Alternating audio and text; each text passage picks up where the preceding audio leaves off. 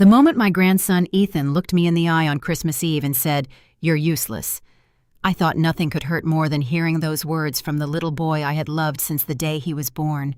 I was wrong. Less than an hour later, as I lay in a hospital bed trying to hide my tears, a nurse walked into my room carrying a worn sealed envelope. She looked at my grandson and quietly said, "Your father asked me to read this only if your family ever forgot who your grandmother truly was." The silence that followed changed every one of our lives forever. If you've ever been hurt by someone you loved with all your heart, I'd truly love to hear your story. Before we begin, please take a moment to like this video, subscribe if family stories like mine speak to you, and leave a comment telling me where you're watching from and what time it is there. Reading your messages reminds me that no matter how lonely life can feel, none of us has to face it alone. Christmas morning used to be the one day of the year when I believed loneliness could be softened by light cinnamon and the sound of family voices. At 72, I knew better than to expect miracles, but I still woke before sunrise with the same foolish hope I had carried since my son Daniel was a little boy running down the hallway in footed pajamas. The house was quiet when I opened my eyes, too quiet. For a moment, I lay still beneath my quilt and listened for sounds that no longer lived there. The clatter of Daniel's toy trucks against the baseboards, my late husband humming in the kitchen, the scrape of a chair as someone reached for another cup of coffee. But all I heard was the old furnace clicking on and the wind pressing cold fingers against the windows of my small house in Columbus, Ohio. I told myself not to feel sorry for myself. Christmas was not about what was missing. It was about what remained. And what remained, I kept reminding myself, was Ethan. My grandson was 19 now, tall like his father, with Daniel's dark eyes and the same stubborn line in his jaw when he was annoyed. He had been a sweet little boy once. I could still see him at 4 years old running across my living room with a plastic fire truck in his hands, yelling, "Grandma Jayshree, watch this," as if every tiny thing he did was a miracle worth witnessing. Back then, he used to climb into my lap without asking. He used to press his sticky hands against my cheeks and say I smelled like cardamom and soap. Back then, before Daniel got sick, before Rebecca started deciding which visits were convenient, before phone calls became shorter and birthdays became cards mailed instead of afternoons shared, I pushed those thoughts away and sat up carefully, letting my feet find the slippers beside the bed. My knees ached the way they always did in December, and my left hand was stiff from arthritis, but I had work to do. I had promised myself this Christmas would be different. Maybe that was why I had spent 3 days preparing. In the kitchen, I set water to boil and tied my apron around my waist.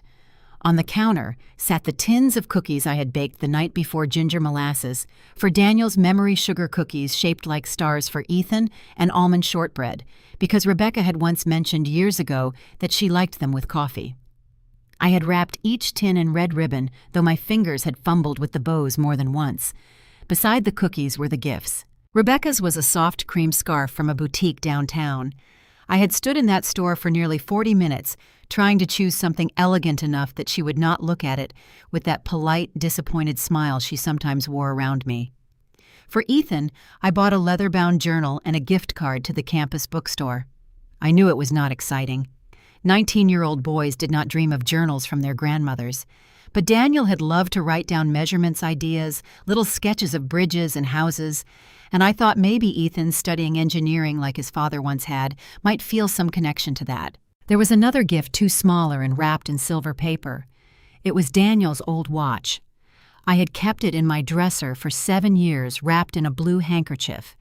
It was not expensive, but Daniel had worn it every day through college, through his first job, through the birth of his son. I had planned to give it to Ethan when he turned 18, but Rebecca said the timing was not right. Then she said Ethan was busy. Then she said old things made him uncomfortable. This year, I decided the timing would never be right unless I made it right.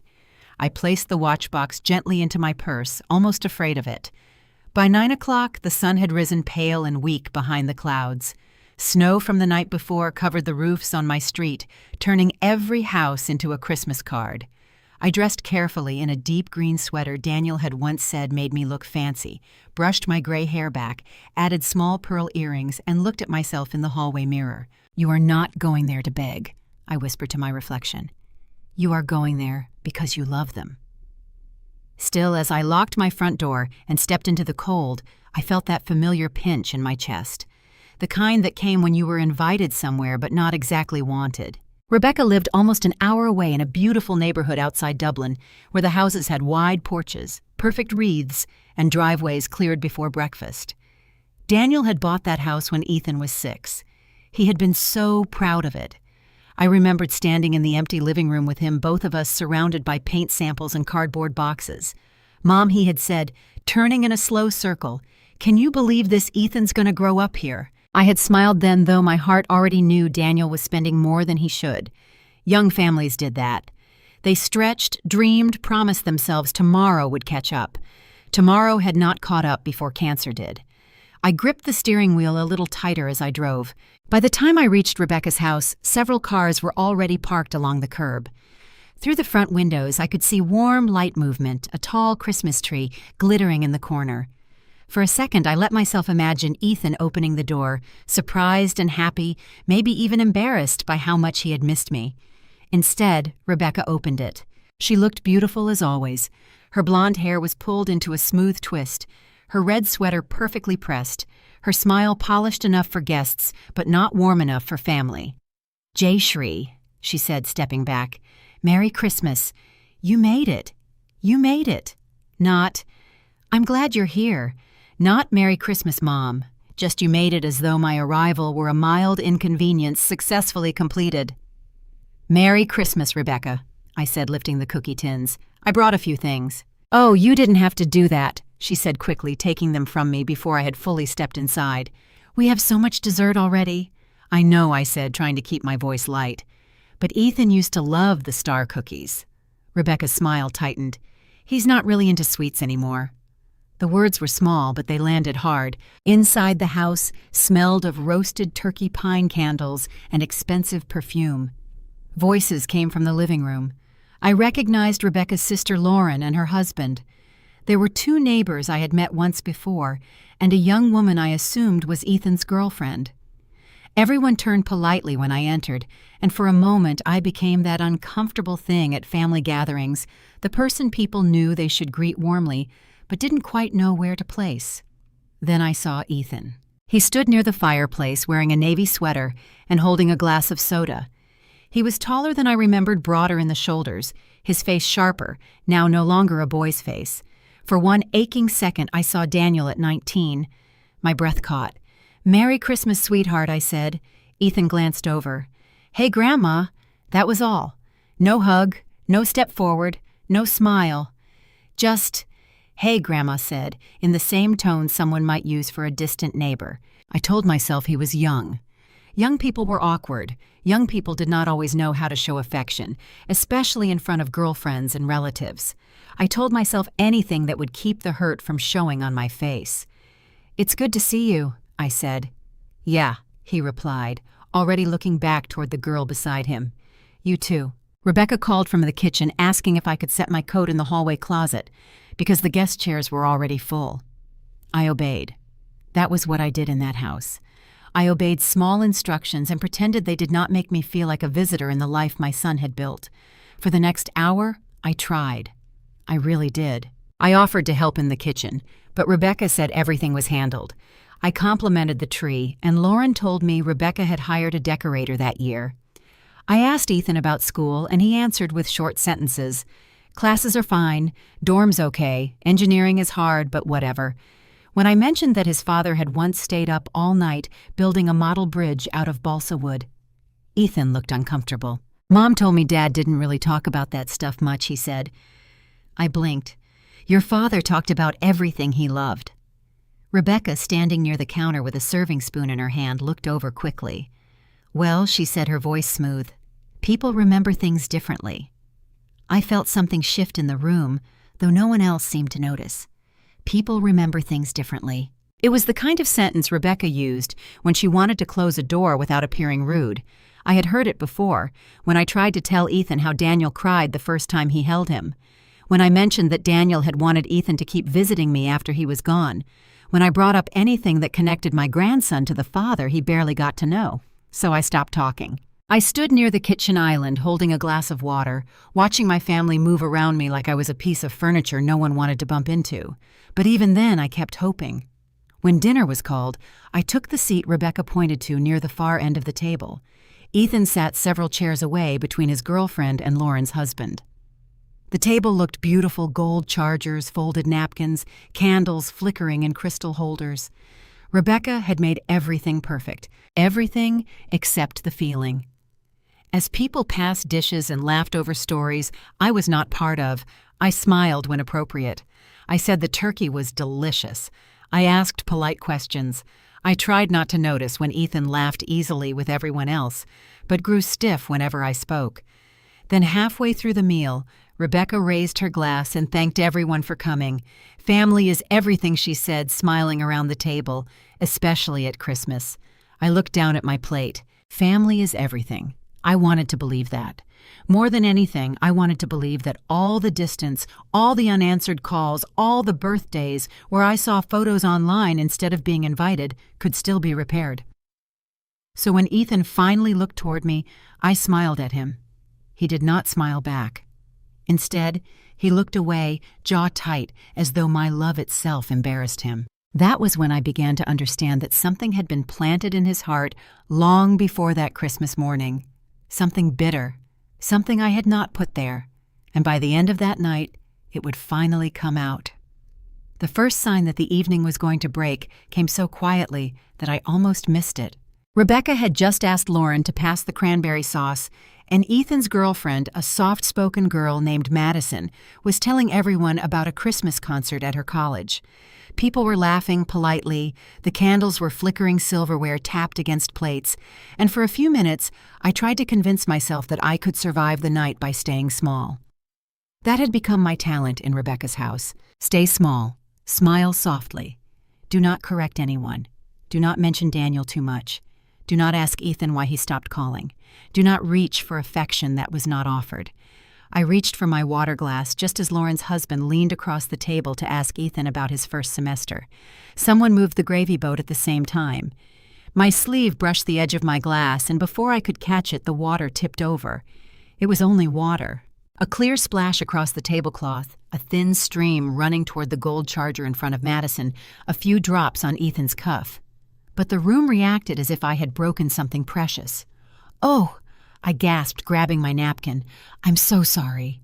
Rebecca froze first, not with surprise exactly, but with that weary stillness people use when they have been waiting for you to prove them right. "It's fine," Madison said quickly, lifting her plate. "Really, it's okay." "I'll get towels," I said already, pushing back my chair. "No, Jayshree," Rebecca said sharply. Then she softened her voice when everyone looked at her. "Please just sit. I don't want you slipping on the floor." There it was again, the careful kindness that did not feel kind at all. I sat back down because everyone was watching. My cheeks burned. Rebecca hurried to the kitchen, came back with a stack of dish towels, and began dabbing the table with quick, irritated motions.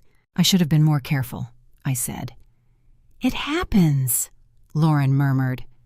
But Ethan did not say anything. He stared at the wet cuff of his sweater as if it had been ruined beyond repair. His jaw was locked so hard I could see the muscle jumping near his ear. Ethan Madison whispered, "It's just water." He pulled his arm away and stood.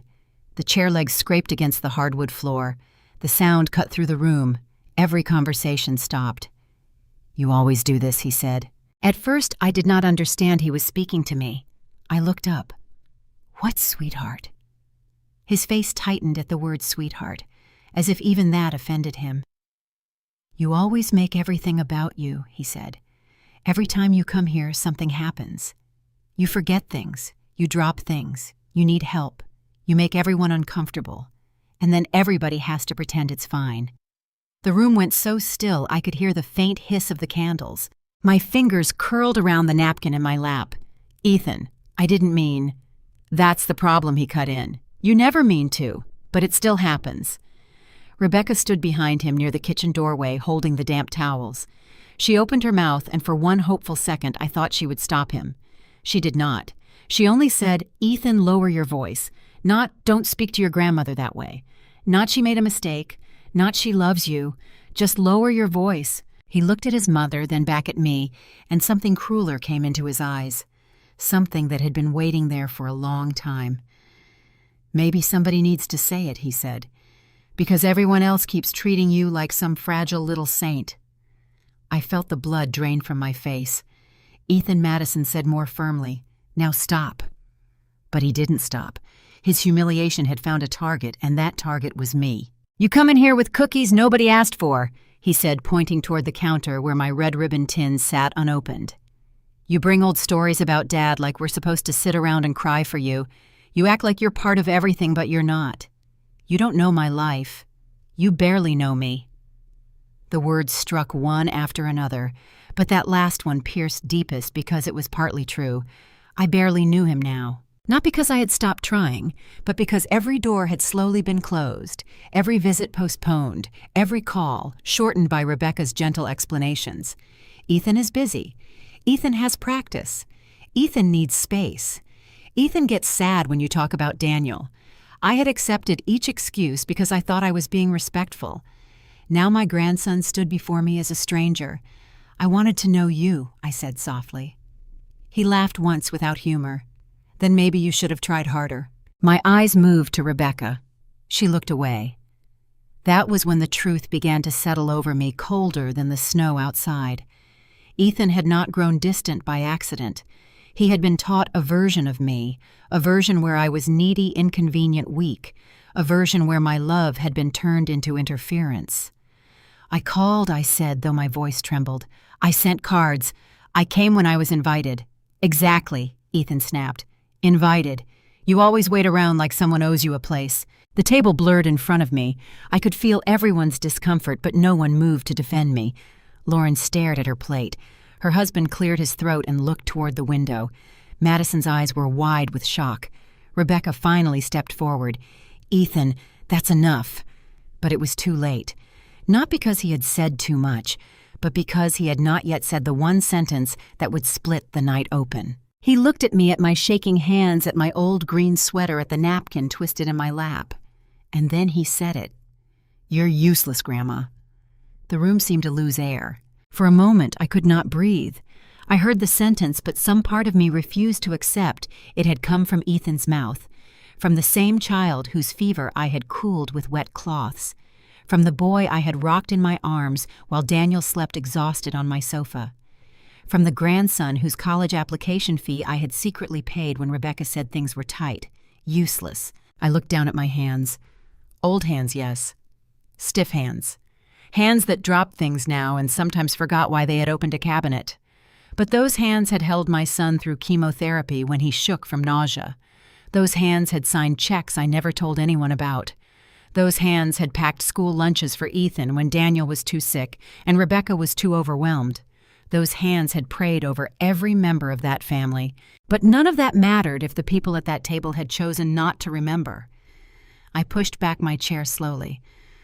"I'm sorry about the water," I said. My voice sounded strangely calm, so calm that even I did not recognize it. Madison stood halfway. "Mrs. Ullal, please don't go." The kindness in her voice almost undid me. A stranger had offered me more tenderness than my own family. "I'm all right, dear," I said. Rebecca's face shifted, panic flickering beneath irritation. She did not want a scene, not because I was hurt, but because guests were watching. "Jayshree, sit down," she said. Ethan spoke out of frustration. "We can move past this." I looked at her then, really looked at her. For years I had told myself Rebecca was grieving in her own way, that losing Daniel had hardened her, that maybe my presence reminded her of pain she wanted to bury. I had forgiven coldness, distance, and silence because I believed grief made people complicated. But that night I saw something else. She was not surprised by Ethan's cruelty. She was embarrassed by it becoming public. "There are things a person can move past," I said quietly. "And there are things a person must finally stop pretending not to hear." Ethan's expression faltered for half a second, but pride caught him before regret could. "I didn't mean it like that," he muttered. "Yes," I said, my eyes filling. "You did." No one spoke. I picked up my purse from the back of the chair. My fingers brushed the small silver-wrapped box inside it, Daniel's watch. I had imagined giving it to Ethan after dinner, maybe telling him how his father used to tap that watch face when he was nervous. I had imagined Ethan holding it carefully, asking questions, maybe letting one small bridge form between us. Now the little box felt impossibly heavy. Rebecca followed me into the hallway as I reached for my coat. "You're being dramatic," she whispered. That hurt too, but differently. It was familiar pain worn smooth from years of use. "I am being old," I whispered back, "and tired, and done." Her mouth tightened.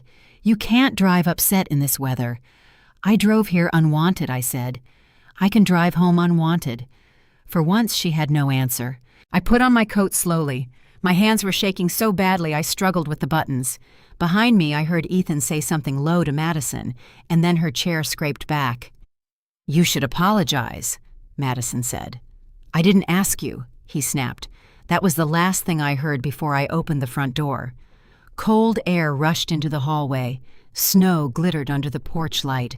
The neighborhood was quiet, every house glowing with warmth that suddenly felt very far away. I stepped outside and closed the door behind me gently. I did not slam it. I did not curse. I did not turn around and beg anyone to follow. I simply walked down the porch steps with my purse pressed to my side and Daniel's watch still inside it. The first tear fell before I reached the driveway. The second came when I realized no one had called after me, and the third came just before my foot touched the ice. The first thing I noticed was the silence. Not the silence inside Rebecca's house that had already settled over me like a heavy blanket long before I walked out the front door. This was a different kind of silence. It was the muffled stillness that only comes after fresh snow, when every sound seems swallowed by the white blanket covering the ground. The laughter inside the house disappeared as the door closed behind me. Even the Christmas music drifting from a nearby porch seemed distant. I pulled my coat tighter around my shoulders. The air stung my lungs, but I welcomed it. At least the cold outside was honest. It didn't smile politely while hiding disappointment. It didn't pretend I belonged. I reached the first step of the porch carefully. "Slowly," I whispered to myself. My knees had never fully recovered after a minor fall 2 winters earlier, and ice had become something I respected. I gripped the railing with one hand while holding my purse tightly with the other. Inside that purse rested Daniel's watch, still wrapped in silver paper. I wondered if Ethan would ever know I had intended to give it to him. Perhaps not. Perhaps some gifts were never meant to be opened. I made it halfway down the steps without trouble. The driveway stretched ahead of me, covered with a thin layer of snow that sparkled beneath the streetlights. Rebecca's SUV sat beside my aging Honda, both dusted white. I could see my breath drifting in front of me. I wiped my eyes before anyone inside could see through the window. No, I corrected myself. No one was looking. That realization hurt almost as much as Ethan's words. Not one person had followed me outside. Not Rebecca, not Lauren, not Madison, not even Ethan. For years I had convinced myself that if a real crisis ever happened, my family would remember who I was to them. Standing alone in that frozen driveway, I wasn't so sure anymore. I took another careful step. Then another. My phone buzzed inside my purse. For one hopeful second I smiled. Maybe Ethan. Maybe he had come to his senses. Maybe he wanted to apologize before I drove away. I stopped walking and reached into my purse with stiff fingers. The screen lit up. Unknown number. I stared at it until it stopped ringing. Whoever it was didn't leave a voicemail.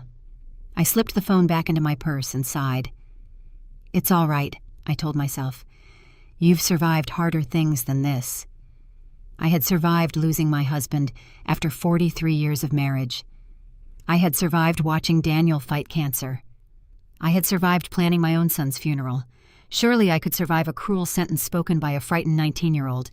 I kept walking. The wind picked up, sending loose snow across the driveway. I could feel my eyes watering again, though I wasn't sure whether it was from grief or the bitter December air. As I reached the middle of the driveway, my right foot landed on what looked like packed snow. It wasn't snow. It was clear ice. The moment my shoe touched it, I knew. My foot slid forward. My body leaned backward. Time slowed. I instinctively reached for something to grab, but there was nothing except empty air. My purse flew from my shoulder. The silver-wrapped gift tumbled onto the driveway. Then I fell. The impact knocked every bit of air from my lungs. A sharp pain exploded through my left hip before racing into my lower back. My head struck the snow not hard enough to lose consciousness, but hard enough that stars flashed across my vision. For several long seconds, I couldn't breathe. The cold seeped through my coat almost immediately. I tried to move. Pain shot through my leg. "Oh!" The sound barely escaped my lips. I closed my eyes. Not here. Please. Not on Christmas. I tried rolling onto my side. The pain was worse. I stopped. Snowflakes drifted onto my face. I stared at the dark winter sky while tears mixed with melting snow beside my ears. I wasn't crying because I had fallen. I was crying because for one terrible moment I wondered how long I might lie there before someone noticed. Inside the house, Christmas dinner continued. Outside, I listened to the faint sound of laughter through the walls. No one came. Minutes passed. Or maybe only seconds. Pain has a strange way of stretching time. Finally, I heard another sound. A car door slammed somewhere across the street, then footsteps. Quick footsteps. "Oh my goodness," a woman's voice. "Ma'am." Someone hurried toward me through the snow. A face appeared above mine. It was the elderly woman from the house across the street. I had met her once the previous summer while Rebecca was mowing the lawn. Her name, Nancy. "Nancy," I whispered. "Oh, honey, don't move." She knelt beside me despite the snow soaking into her jeans. "Can you hear me?" I nodded weakly. "What hurts?" "My hip." She glanced toward Rebecca's house, then back at me. "Were you out here alone?" I hesitated. "Yes." Nancy's expression changed. Not anger, not pity, something closer to disbelief. She pulled out her phone immediately. "I'm calling 911. "No." I reached weakly toward her sleeve. "I don't want to ruin Christmas." She looked directly into my eyes. "Christmas is already ruined if you're lying in the snow." Without another word, she dialed. I listened as she calmly explained the situation. "Elderly female. Possible hip fracture. Slipped on ice. She's conscious." When she hung up, she removed her thick scarf and gently folded it beneath my head. "There. That should help." I wanted to thank her. Instead, another wave of pain stole my breath. Nancy squeezed my hand. "Stay with me." "I am." "You've got beautiful earrings," she said suddenly. I blinked. "What?" She smiled softly. "I'm trying to distract you." Despite everything, I almost laughed. "They were my husband's Christmas gift." "They're lovely." We sat in silence for a moment. Then Nancy looked toward Rebecca's house again. "Should I go get your family?" I stared at the glowing windows. Shadows moved inside. People were still talking, still eating, still celebrating. I imagined opening that front door, Rebecca apologizing to her guests, Ethan rolling his eyes, the embarrassment, the awkwardness. I closed my eyes. They'll find out soon enough. Nancy didn't argue. Within minutes, distant sirens echoed through the neighborhood. The flashing red and blue lights reflected across the snow. Only then did Rebecca's front door swing open. People poured onto the porch. Rebecca, Lauren, Madison, finally, Ethan. He stopped halfway down the steps when he saw me lying in the driveway. His face changed instantly. The anger was gone. So was the irritation. Only shock remained. "Grandma?" He took one uncertain step forward, then another. "What happened?" Nancy answered before I could. "She slipped." Rebecca hurried over. "Oh my God." She knelt beside me. "Why didn't you knock? Why didn't you tell us?" I looked at her quietly. "I left. You saw me leave." She opened her mouth, closed it. The ambulance pulled into the driveway. 2 paramedics hurried toward us carrying equipment. One of them knelt beside me. "My name is Kevin. I'm going to take care of you." He checked my pulse, asked me questions, shined a light into my eyes. "Can you tell me your name?" "Jayshree Ullal." "Good. Do you know where you are?" "My daughter-in-law's house." He smiled reassuringly. "Excellent. We're going to get you somewhere warm." As they carefully prepared the stretcher, Ethan moved closer. He looked pale. Grandma. His voice cracked. The words wouldn't come. I watched him struggle. For just a second, I saw the little boy he used to be, confused, scared, wanting someone to tell him everything would be all right. But before he could speak again, the paramedics lifted me onto the stretcher. Pain shot through my hips so violently that I cried out. Ethan flinched. Rebecca reached toward me. "I'm coming with you." Before I could answer, another voice spoke from behind the ambulance.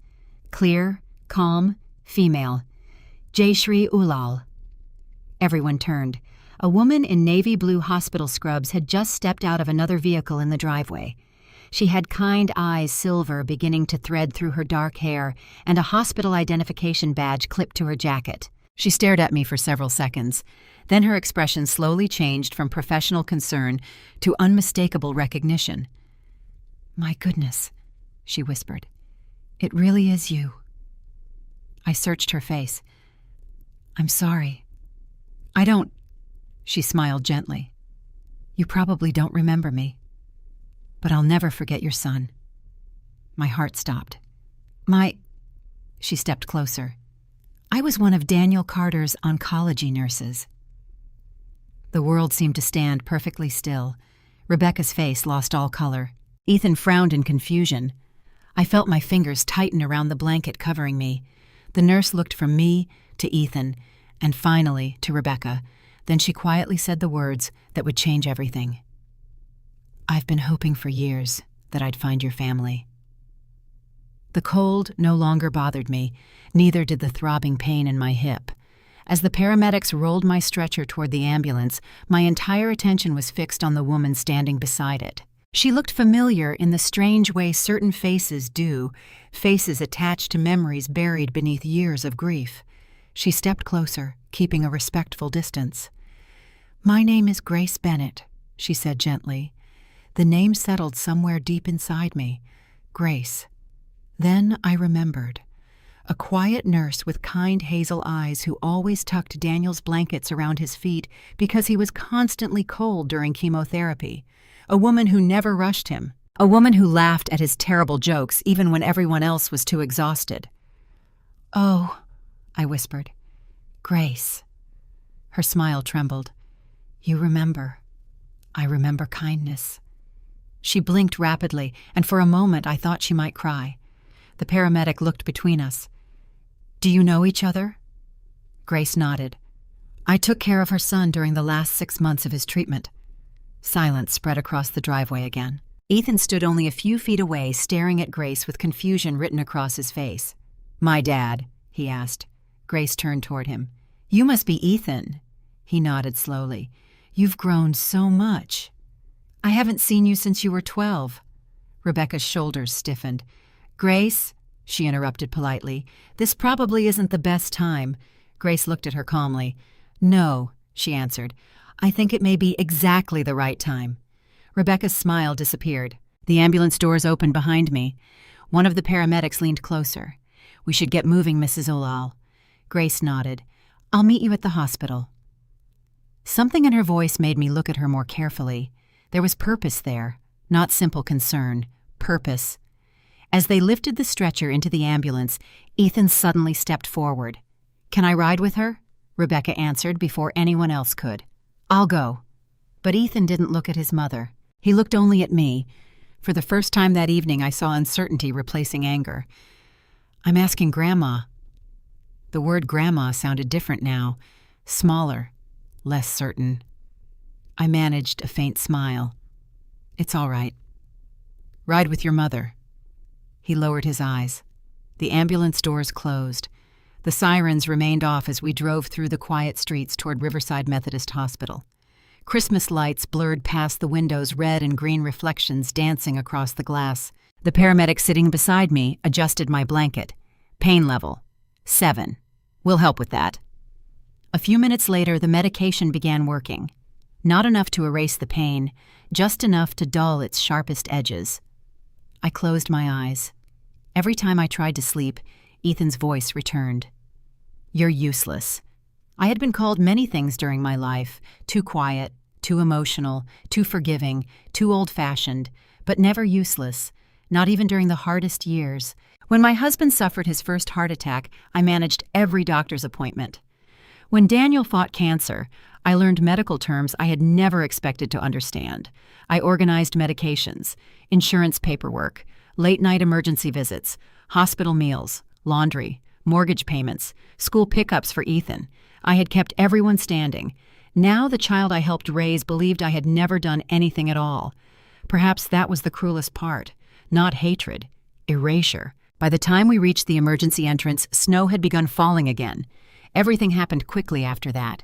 Bright lights, questions, x-rays, blood pressure, warm blankets.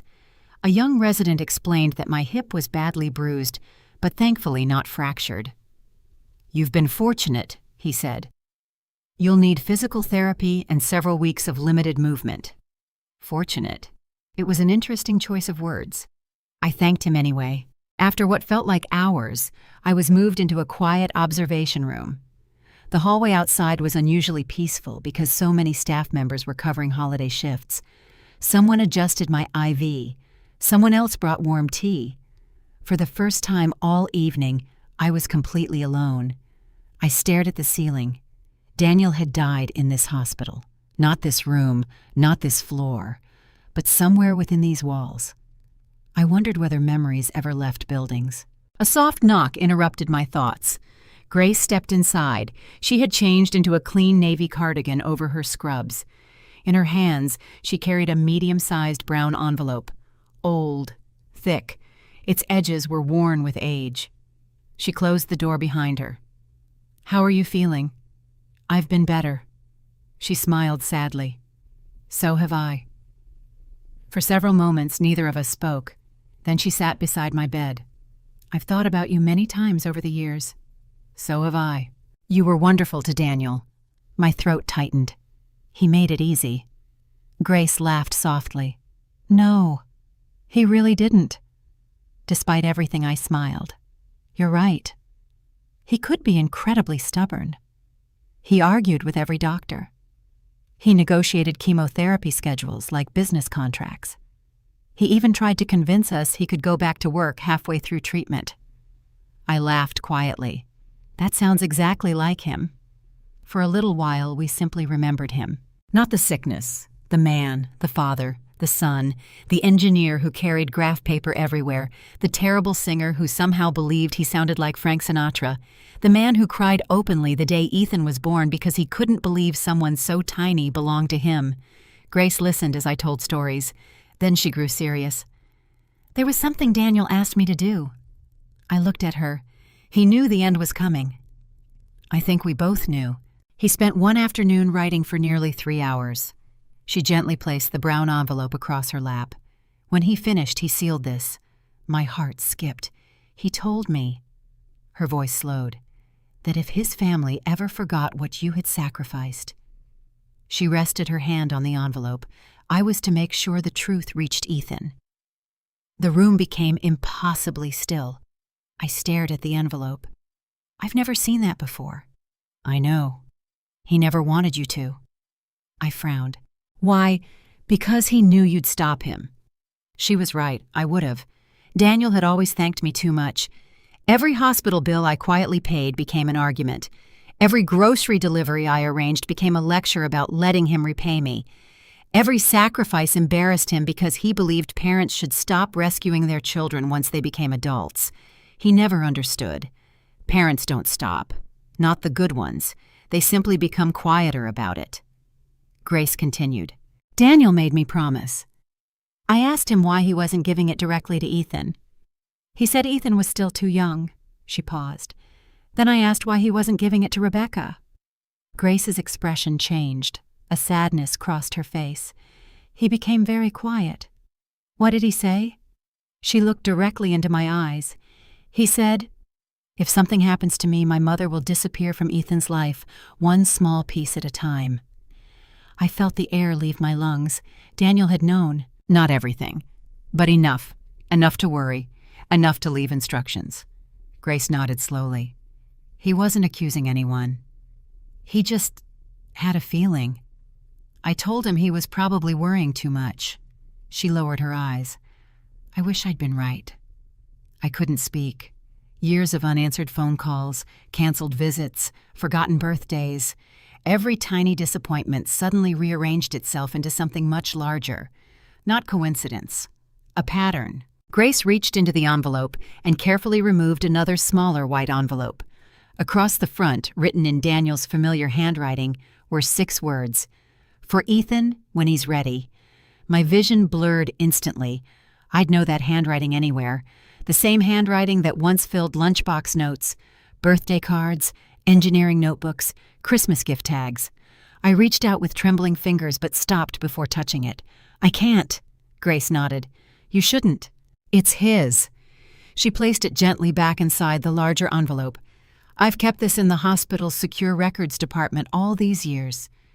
You kept it. Every Christmas I wondered whether I'd ever meet your family again. I almost transferred hospitals twice. But every time I packed my office, she smiled softly. I couldn't leave this behind. My eyes filled with tears. You carried this for 7 years. I carried a promise. Just then, footsteps echoed outside. Voices. Rebecca's, Ethan's. They were approaching my room. Grace heard them too. She carefully slid the envelope back into her hands. Before the door opened, she leaned toward me. There is something else. What? She lowered her voice. I've read enough of the hospital notes to know Daniel wasn't worried about illness anymore. She glanced toward the hallway. He was worried about what would happen to you after he was gone. A knock sounded. Without waiting for an answer, the door slowly opened. Rebecca entered first. Ethan followed. His eyes were red. Neither of them noticed the envelope in Grace's hands. Not yet. Rebecca stepped into the room first, smoothing the front of her camel-colored coat as though she were arriving at a business meeting instead of a hospital room. Ethan followed a few steps behind his shoulders, slumped, his eyes fixed on the floor. The confidence he had worn at the dinner table was gone. In its place was the uneasy uncertainty of someone beginning to wonder whether he had misunderstood far more than one evening. Grace remained seated beside my bed. She didn't hide the large brown envelope resting quietly on her lap. Rebecca noticed it immediately. Her eyes lingered on it for barely a second before returning to Grace. I didn't realize you were still here, Rebecca said politely. I wanted to check on Jayshree before I finished my shift. That's thoughtful, Grace smiled. It isn't only that. Rebecca's smile faded. The room grew still. Ethan finally looked at me. I'm glad you're okay. His voice was barely above a whisper. Thank you. Neither of us knew what else to say. An apology was sitting somewhere behind his lips, but pride and confusion kept it trapped there. Grace stood slowly.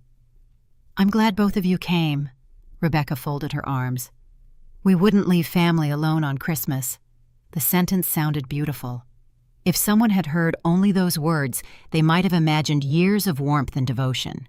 I looked away. Grace seemed to hear what wasn't being said. She held up the brown envelope. Daniel asked me to give this to Ethan under very specific circumstances. Rebecca's face tightened almost imperceptibly. What is it? A letter.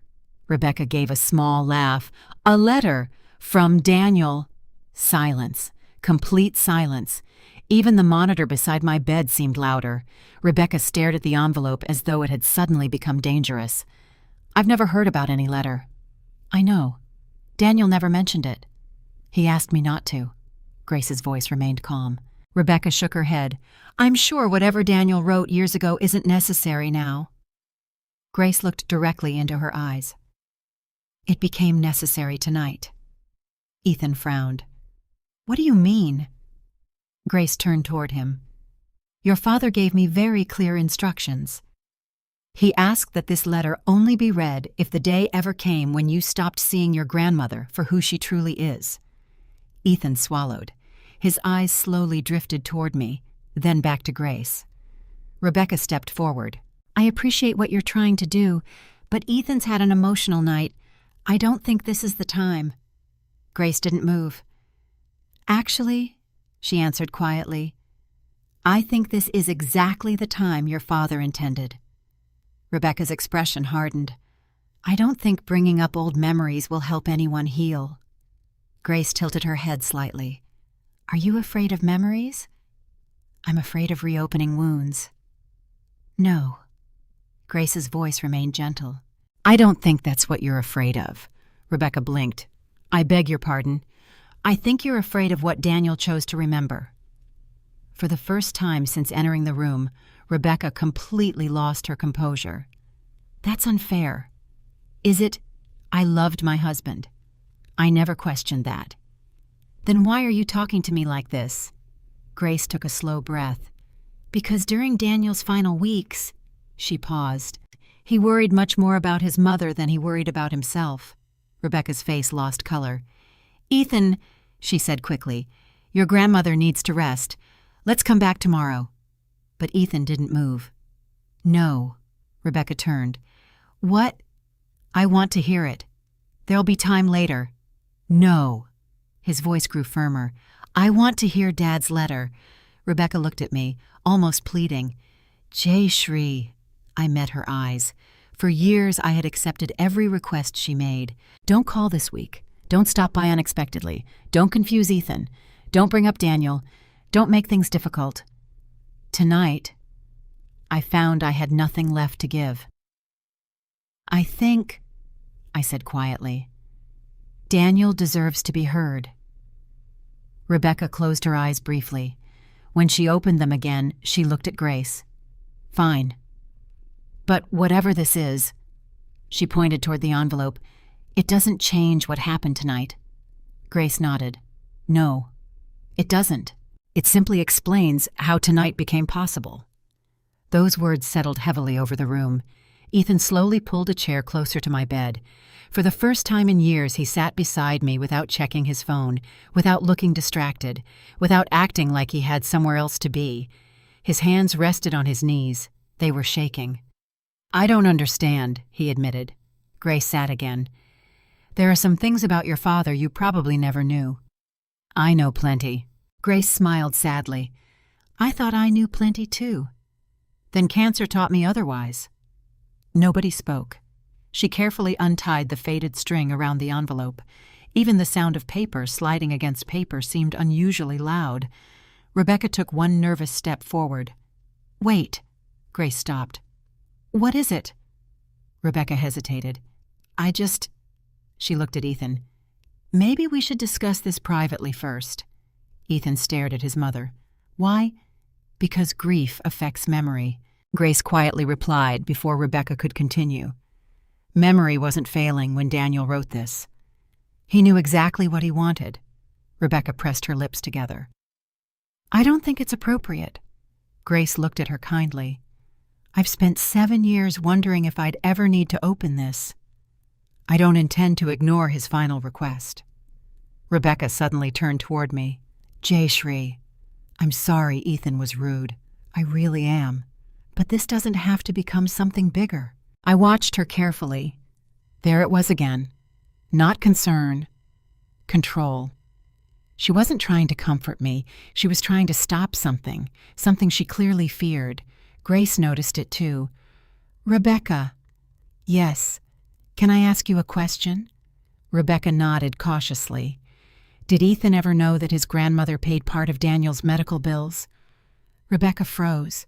The room seemed to stop breathing. Ethan looked from Grace to his mother, then to me. What? He whispered. Rebecca answered almost immediately. Daniel handled his own finances. Grace didn't look convinced. I wasn't asking about Daniel. I was asking about Jayshree. Rebecca forced a smile. I'm sure everyone helped however they could. Grace's eyes remained steady. No, not everyone. Only one person did. Rebecca looked away. A tiny movement, barely noticeable, but Ethan saw it. So, he said slowly. Grandma helped Dad. Rebecca crossed her arms. There were lots of complicated financial arrangements. Grace asked another question. Did Ethan ever know who stayed overnight with Daniel almost every evening during chemotherapy? Rebecca sighed. Grace? No, Grace continued calmly. Did he know who drove him to treatment after you returned to work? Rebecca remained silent. Did he know who sold something important so Daniel wouldn't lose the house? Enough! Rebecca's voice cracked sharply through the room. Every head turned toward her. She realized immediately how loud she'd spoken. I'm sorry. She took a breath. This is turning into an interrogation. Grace slowly folded her hands over the envelope. No. It's becoming a conversation that should have happened years ago. Ethan stared at his mother. Mom. She didn't answer. Mom. Finally, she looked at him. Did Grandma really help Dad? Rebecca hesitated. Some. Grace quietly corrected her. More than some. Rebecca's shoulders sagged. She looked suddenly exhausted. You don't understand. Then help us understand, Ethan said. She opened her mouth, closed it. Nothing came out. I felt no satisfaction watching her struggle, only sadness, because whatever happened next would change Ethan forever. There would be no returning to the simple version of his childhood. Grace slowly lifted the smaller white envelope from inside the larger one.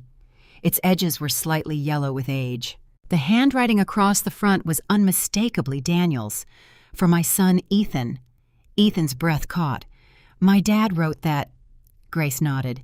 He wrote every word himself. I watched him.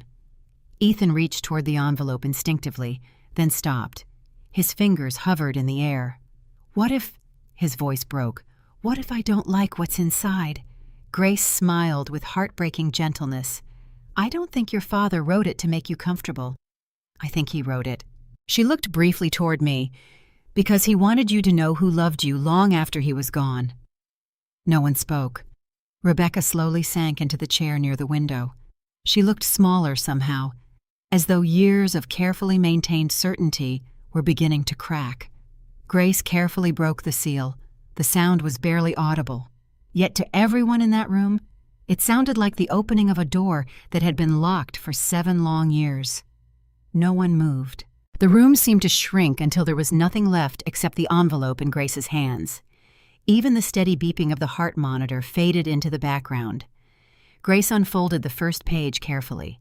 The paper had yellowed slightly with age, but Daniel's handwriting remained neat and unmistakable. I recognized every curve of every letter. He had inherited his handwriting from his father, patient and deliberate, never rushed. Grace looked at Ethan. Your father asked me to read this aloud exactly as he wrote it. Ethan nodded without speaking. His hands were clasped together so tightly that his knuckles had turned white. Grace took a slow breath, then she began. Dear Ethan, if you're hearing these words instead of reading them beside me, then life didn't give us the future I prayed for. That thought hurts more than I know how to explain. Every father imagines teaching his son to drive, helping him shave for the first time, embarrassing him at graduation, and pretending not to cry at his wedding. I wanted all of those moments. If they never came, please know it wasn't because I stopped loving you. It was because my body stopped fighting before my heart did. Ethan lowered his head. A single tear landed on the back of his hand. Grace continued. There is something I need you to understand about our family. One day people will tell you stories about me. Some stories will be true. Some will only tell part of the truth.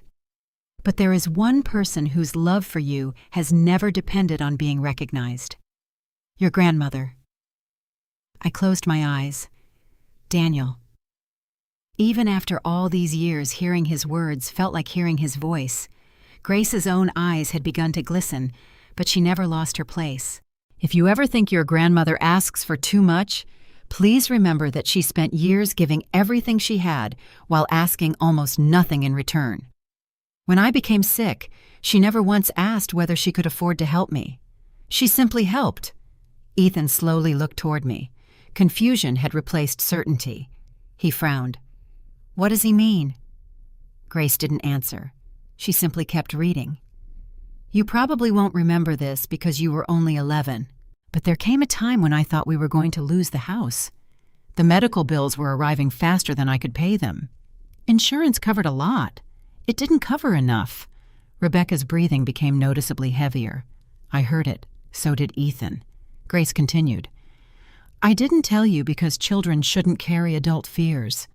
But there were nights I sat alone in the kitchen wondering how I'd keep a roof over your head. Then one afternoon your grandmother arrived. She didn't give me advice. She didn't give me pity. She quietly placed a cashier's check on the table. Ethan whispered, "A check?" Grace nodded once without looking up. Then she continued, "I argued with her. For nearly an hour. I refused to accept it. She smiled the way only your grandmother can smile when she's already made up her mind. Then she said something I'll never forget." Grace paused for only a heartbeat before reading the next line. She said, "A mother doesn't lend her child hope. She gives it." The room fell silent again. I remembered that afternoon perfectly. Daniel had been furious, not because he didn't need the money, because he hated depending on anyone. He had stood in his kitchen with tears running down his face, refusing the check again and again. Finally, I had looked at him and said, "If this were Ethan, would you let him lose his home because he was too proud?" He had hugged me then. The last truly strong hug I ever received from my son. Ethan's voice shook. "Grandma?" I didn't answer. If I spoke now, I would break. Grace continued reading. "That money didn't come from savings. Your grandmother had already used most of those. It came from selling the little lake cabin your grandfather built with his own hands." Rebecca shut her eyes. Ethan turned sharply toward his mother. "The cabin?" He looked back at me. "You had a cabin?" I nodded slowly. "Your grandfather built it during the summers. When Dad was little, yes. You sold it." I looked down at my blanket. "Your father needed more time." Grace quietly resumed. "I begged her not to sell it. She told me memories don't live inside buildings. They live inside people. She said if selling that cabin gave me another Christmas with my son, then the decision had already been made." My chest tightened. I had almost forgotten those words. Almost. Grace lowered the page slightly. "I remember that conversation." She looked at Ethan. "I was standing in the doorway pretending to organize medications. I heard every word." Ethan stared at me as though seeing me for the first time. "You sold Grandpa's cabin." "For Dad." I nodded. "It was only a building." "No." His voice cracked. "It wasn't. It was yours." I smiled sadly. "It was his too." Rebecca finally spoke. "Daniel never wanted Ethan burdened with this." Grace answered gently. "You're right. He didn't. He specifically wrote that." She pointed to the page. "That's why he waited until Ethan was old enough." Rebecca looked away again. Grace continued reading. "If you're angry that no one told you, please don't blame your grandmother. She made me promise never to let you grow up feeling guilty for what she sacrificed. She wanted you to remember your childhood with joy, not debt." Ethan covered his face with both hands. "I didn't know." His voice was barely audible. "I swear, I didn't know." I finally reached across the bed, slowly, carefully. My fingers rested lightly on his arm. "I know." He looked up at me. "You knew I didn't know. I hoped. What if—" His eyes filled again. "What if I said those things tonight?" My heart ached. "You did. I'm sorry." His apology came quickly, almost desperately. "I know that doesn't fix anything." "No. It doesn't. I wish I could take it back." "I know." The room remained quiet. Grace waited until Ethan had gathered himself before turning to the second page. "There is more." Rebecca immediately looked up.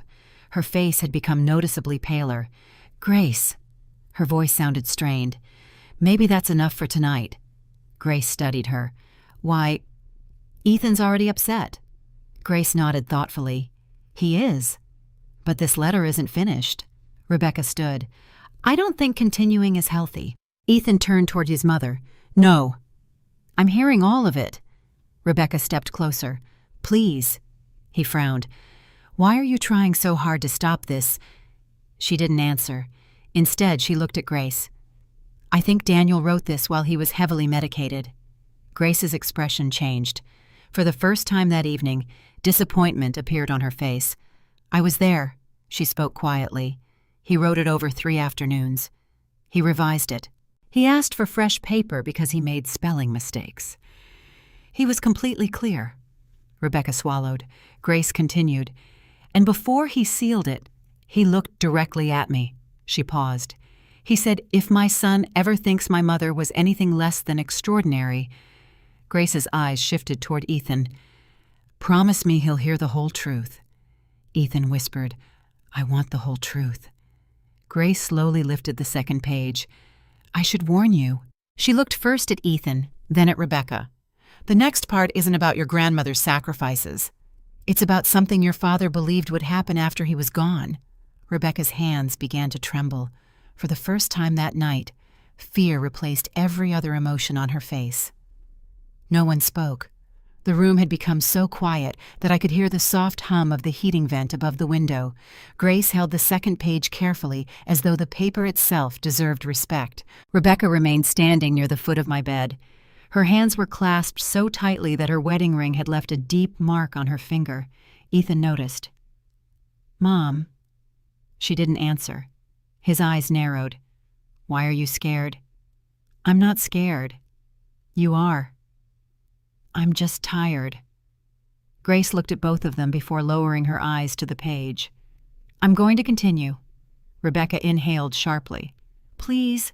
Grace met her gaze. "I promised Daniel." Then she began reading. "Ethan, the next thing I'm going to tell you may be difficult to believe. If I'm wrong, then you'll never need this part of the letter. If I'm right, I hope it helps you understand your grandmother before it's too late." Ethan leaned forward. I could almost see his heart pounding. Grace continued, "Your grandmother has a terrible habit. She protects the people she loves from the truth. She believes pain should stop with her. I've spent half my life trying to convince her that suffering shared becomes lighter. She has never believed me." A tiny smile escaped me despite everything. "Daniel used to say that every time he caught me hiding bad news. When my husband first became ill, when I needed knee surgery, when I lost the cabin. I always smiled and said, 'There's no reason to worry everyone.' Daniel never liked that answer." Grace continued, "If something happens to me, your grandmother will keep protecting everyone, especially you. She'll let you think life simply moved on. She'll never tell you what she gave up." Ethan looked toward me. "Is that true?"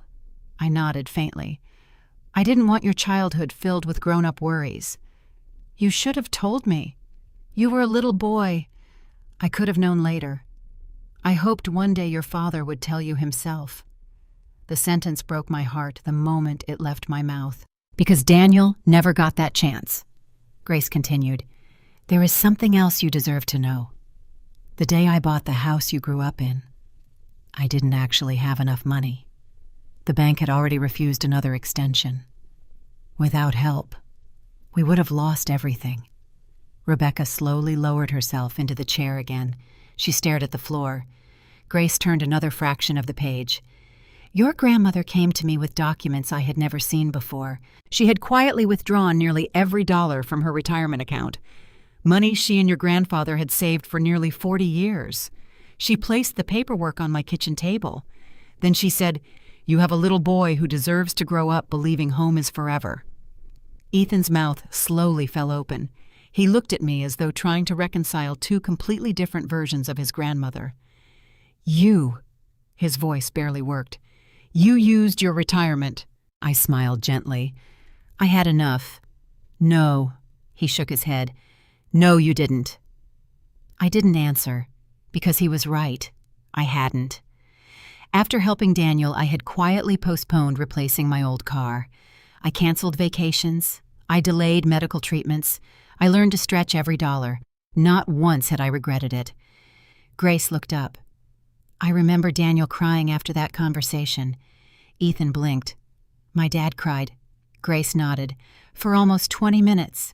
He kept saying he couldn't take your grandmother's future away." My throat tightened. Daniel had repeated the same sentence over and over. "Mom, what happens when you're old?" I had laughed. "I'll still be your mother." Grace resumed reading. "I tried to refuse her money. She refused to let me refuse. She reminded me that my father had once done the same thing for us. Then she smiled and told me she'd rather grow old with fewer things than watch her grandson lose his bedroom." Ethan covered his mouth. Tears rolled freely down his face now. He couldn't finish. He simply looked at me. I reached over and gently wiped one tear from his cheek. I never wanted you to know. Why? Because love isn't supposed to keep score. He closed his eyes. I called you useless. You did. I called the one person who... He stopped. His shoulders shook. Who gave up everything. He buried his face in his hands. Rebecca still hadn't moved. She remained perfectly still, staring at the floor. Grace slowly folded the page for a moment. I'd like to say something before I continue. Everyone looked at her. When Daniel was receiving treatment, she began, many families came through our oncology unit. I saw parents disappear. I saw siblings stop visiting. I saw marriages fall apart. She smiled faintly at me. But I never saw Jayshree miss a single chemotherapy session she was physically able to attend. Ethan slowly raised his head. Every session. Grace nodded. Every single one. Even after working all night. Even when she had the flu. Even when snowstorms shut half the city down. I looked away. I wasn't the only one. Grace smiled. No. But you were the only one who never once complained. Silence settled over the room again. Finally, Ethan spoke. Mom. Rebecca didn't answer. He tried again. Mom. Very slowly, she lifted her head. Did you know all this? She hesitated, then nodded once. Yes. The word hit the room harder than any shout. Ethan stared at her. You knew some of it. You knew Grandma gave up her retirement. Yes. You knew she sold Grandpa's cabin. Yes. You knew she helped save our house. Rebecca closed her eyes. Yes. Ethan stood so abruptly that his chair slid backward across the floor. Then why? His voice cracked. Why did you never tell me? Rebecca's breathing became uneven. I thought... She struggled to find the words. I thought it would make you feel guilty. So instead, Ethan whispered, you let me think she never did anything. I never said that. You didn't have to. His voice grew stronger. You let me believe she barely cared. I was protecting you. No. He shook his head. You were protecting a story. Rebecca suddenly began to cry. I was trying to survive after your father died. I know. I was angry. I know. I didn't want every conversation in this house to be about him. I know. I thought... She looked toward me. If we kept moving forward, the pain would eventually disappear. I quietly answered. Pain doesn't disappear because we stop saying someone's name. Rebecca covered her face. For the first time since Daniel's funeral, I saw genuine regret. Not embarrassment, not defensiveness. Regret. Grace gently unfolded the final section of the second page. There are still a few paragraphs left. Rebecca looked up with swollen eyes. What else did Daniel write? Grace answered honestly. I haven't forgotten. She glanced at Ethan. And I don't think you're ready for what's next. Ethan wiped his face. I need to hear it. Grace nodded slowly. The next part, she looked directly at Rebecca, isn't about money. It's about why Daniel believed Ethan might one day stop trusting his own grandmother. Rebecca's expression froze. Every trace of color drained from her face. For the second time that night, she whispered only one word, no.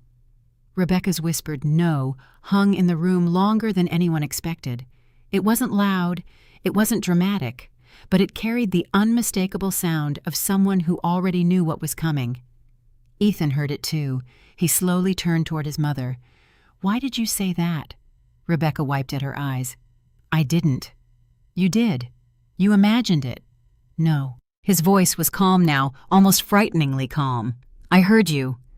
Grace looked from one to the other before returning her attention to the letter. I'm sorry, Rebecca.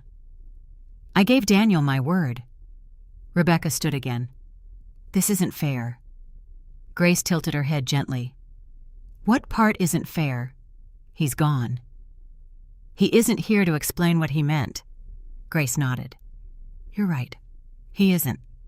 That's why he chose his words so carefully. She looked down at the page. When Daniel wrote this, he revised it 3 separate times. He wanted every sentence to say exactly what he meant. Rebecca pressed her lips together. I still don't think this is helping. Ethan looked at her. Mom. She met his eyes. If Dad trusted this letter enough to leave it behind, I trusted enough to hear it. Rebecca looked away. Grace continued. Ethan, if you're hearing this part, then something happened that I prayed would never happen. It means you and Grandma have grown far apart. If that's true, I want you to ask yourself one question.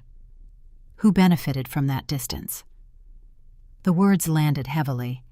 Ethan frowned. He didn't speak. Grace continued. Children don't wake up one morning deciding to stop loving a grandparent. Distance happens little by little. One missed visit. One canceled holiday. One phone call that never happens. One story left untold. One misunderstanding that no one bothers to correct. I felt my throat tighten. That was exactly how it had happened. Never one great argument, never one dramatic goodbye, just hundreds of tiny absences. Grace looked briefly toward Ethan. Your father talked about this many times. He worried less about one terrible event than about 100 small ones. Ethan slowly nodded. He wasn't looking at anyone now. He was looking inward, remembering. Grace resumed reading. If you ever believe your grandmother stopped trying to see you, please don't accept that without asking why. Because if there's one thing I know about my mother, it's that she would cross any distance just to hear you laugh. A memory suddenly crossed Ethan's face. His eyebrows drew together. He looked at me. Grandma. I waited. When I was 13, he frowned harder.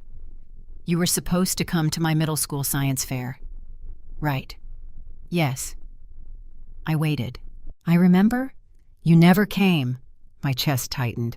I did come. His head jerked upward. What? I drove there. You weren't there. I was. Rebecca slowly closed her eyes. Ethan looked back and forth between us. I waited almost an hour. So did I. His confusion deepened. What are you talking about? I took a slow breath. I arrived early. I checked in at the front office. They called your classroom. No one came. I waited outside the gym. I thought maybe the schedule had changed. I finally called Rebecca. Ethan turned sharply toward his mother. Rebecca didn't move. I remember that day, I continued quietly. Your mother told me the event had already ended. Ethan stared. It didn't end. It started late. I know. He looked at Rebecca. Mom, she whispered. You told Grandma it was over. Rebecca covered her mouth. I didn't. You did. He was remembering now. I kept asking where Grandma was. You said she forgot. Silence. The memory settled over the room like falling snow. I believed you. His voice cracked. I thought she forgot about me. I felt tears burning my eyes. I never forgot you. Not once. Grace continued reading before anyone could interrupt. If Ethan ever thinks my mother simply stopped showing up, please tell him this. She has never once forgotten him. If she isn't there, there is always a reason. Ethan sat down slowly. He looked as though the room itself had become unfamiliar. Another memory surfaced. Christmas, he whispered. What Christmas? The one when I turned 15. You sent me a bicycle. I smiled faintly. A blue one. I never got it. My smile disappeared.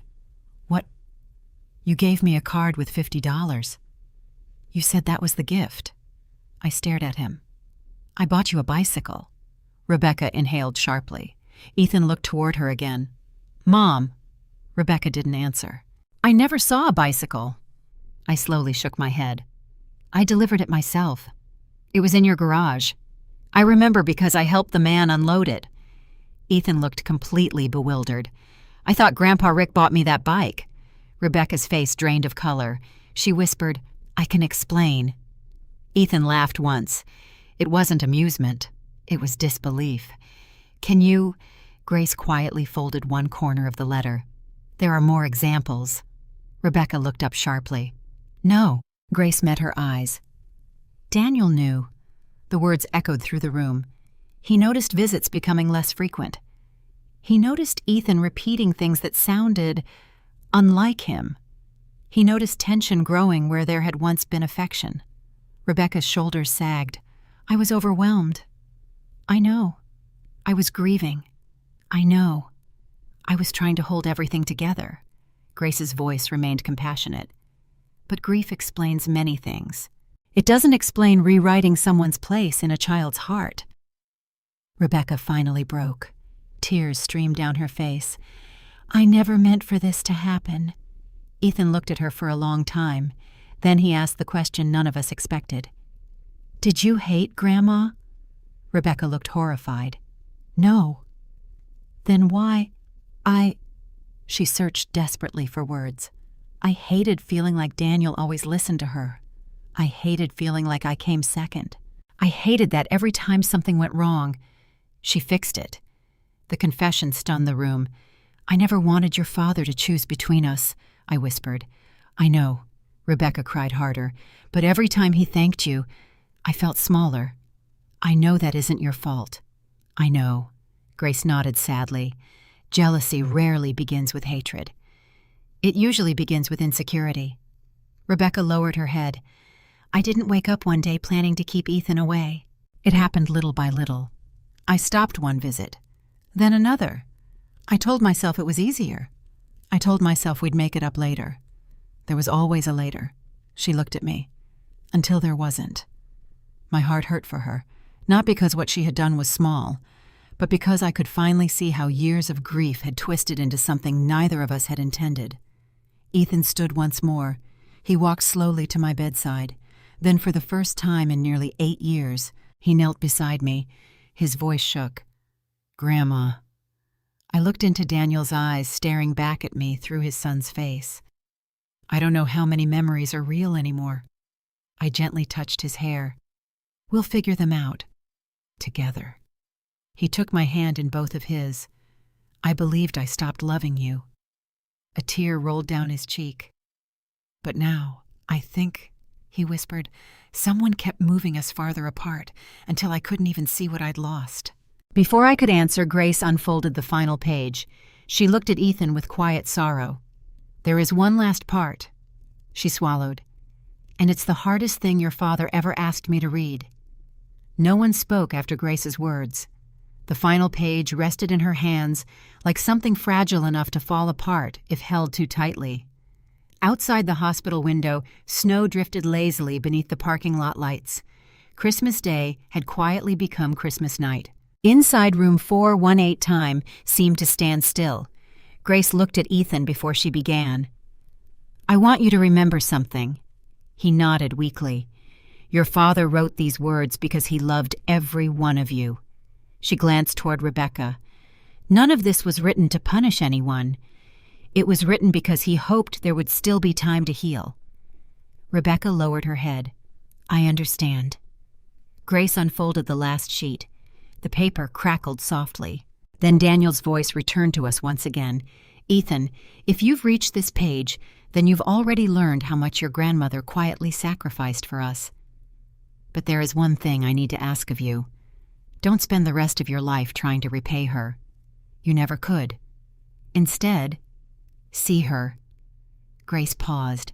Tears blurred my vision. That sounded exactly like Daniel.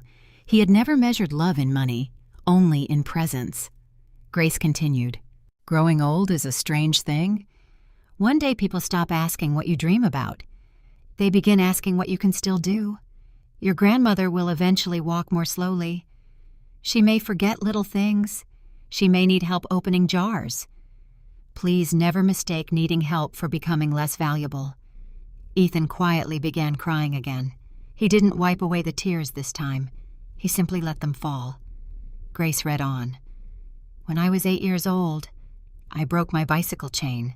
I remember throwing it into the garage convinced it was ruined. Your grandmother spent an entire Saturday learning how to repair it from an old library book because we couldn't afford a new bicycle. When she finished, she apologized because the paint was scratched. I never noticed the scratches. I only remembered that she never gave up on me. I smiled through my tears. I'd forgotten about that bicycle. Grace looked at me. Daniel never did. Ethan slowly shook his head. I never knew any of these stories. You weren't supposed to. I squeezed his hand gently. They weren't debts. They were simply life. Grace continued reading. If one day you find yourself impatient with your grandmother, please stop for just 1 minute. Ask yourself how many times she patiently waited for you. She waited outside your preschool when you cried. She waited through every fever. She waited beside my hospital bed. She waited through every surgery your grandfather ever had. She spent her whole life waiting for the people she loved. She deserves someone willing to wait for her. The room became impossibly quiet. Ethan whispered, I wasn't willing. I looked at him. You didn't know. I should have. No. You were a child. I wasn't a child tonight. His words cut deeply because they were true. Tonight had been different. Tonight he had chosen cruelty. Not ignorance. Cruelty. He looked directly into my eyes. I can't stop hearing what I said. Neither could I, but I didn't tell him that. Grace resumed reading. There is something else I've learned while facing death. Regret grows faster than gratitude. People always believe they'll have one more Christmas, one more phone call, one more chance to say thank you. Sometimes they don't. Grace's own voice trembled. She stopped for several seconds before continuing. If I'm gone before you hear this, don't waste years waiting for the perfect apology. Say it while the person you love can still hear it. Ethan suddenly stood. Without saying a word, he walked around the hospital bed. Very carefully, very gently. He wrapped his arms around me. For a second, I froze. It had been so long since my grandson had hugged me that my body almost forgot how to respond. Then instinct took over. I hugged him back. His shoulders shook violently. I'm so sorry. The words poured out between sobs. I'm so sorry, Grandma. I believed things that weren't true. I'm sorry I stopped calling. I'm sorry I stopped visiting. I'm sorry I acted embarrassed. I'm sorry about tonight. I'm sorry. He couldn't continue. He buried his face against my shoulder, exactly the way he used to when thunderstorms frightened him as a little boy. I rested my hand on the back of his head. I've missed you. He cried harder. I missed you too. You didn't even know you did. No, I didn't. But I do now. Rebecca quietly began crying again. Not polite tears, not controlled tears, the kind that come when someone finally stops defending themselves. She stood and slowly approached the bed. I don't deserve forgiveness. No one answered immediately. She looked at me. I've spent 7 years telling myself I was protecting Ethan. I convinced myself that if I kept moving forward, the pain would eventually disappear. She laughed bitterly through her tears, but every time he smiled, I kept thinking about Daniel. So I stopped talking about him. She looked at Ethan. I stopped talking about your father because every memory hurt. Ethan listened silently. Rebecca continued, and every time your grandmother came over, she reminded me of the life I'd lost. She looked at me again. I wasn't angry because you were kind. I was angry because Daniel loved you so much. I felt like I could never measure up. I slowly shook my head. You never had to. I know that now. She covered her face. I should have known it then. Grace quietly folded the final page. There are only a few lines left. Everyone turned toward her. She smiled sadly. I think Daniel saved the most important ones for last. She unfolded the bottom of the page. Then she read, Ethan, if your grandmother is still alive when you hear this, please do something for me. Take her hand. Not because she's old. Not because she's lonely. Take her hand because one day you'll wish you still could. Without hesitation, Ethan took my hand. His fingers wrapped around mine, firmly, just as Daniel used to. Grace's voice softened even further. And Mom, if somehow you're listening too, thank you. Not for raising me. Not for helping us. Not for selling the cabin. Not for the money. Thank you for teaching my son what love looks like. Even if he doesn't recognize it until after I'm gone. I love you. Always. Daniel. No one spoke. No one needed to. The letter had ended, but its truth had only just begun. Grace carefully folded the pages back into their envelope. She handed it to Ethan. Your father wanted you to keep this. Ethan accepted it with trembling hands. I'll protect it. Grace smiled. I think that's exactly what he hoped. I watched my grandson hold the envelope against his chest. The same boy who only hours earlier had called me useless. Now he looked as though he had discovered that everything he believed about his own family had been built on incomplete truths. He looked up at me. I don't know how to earn back your trust. I smiled gently. You don't earn family.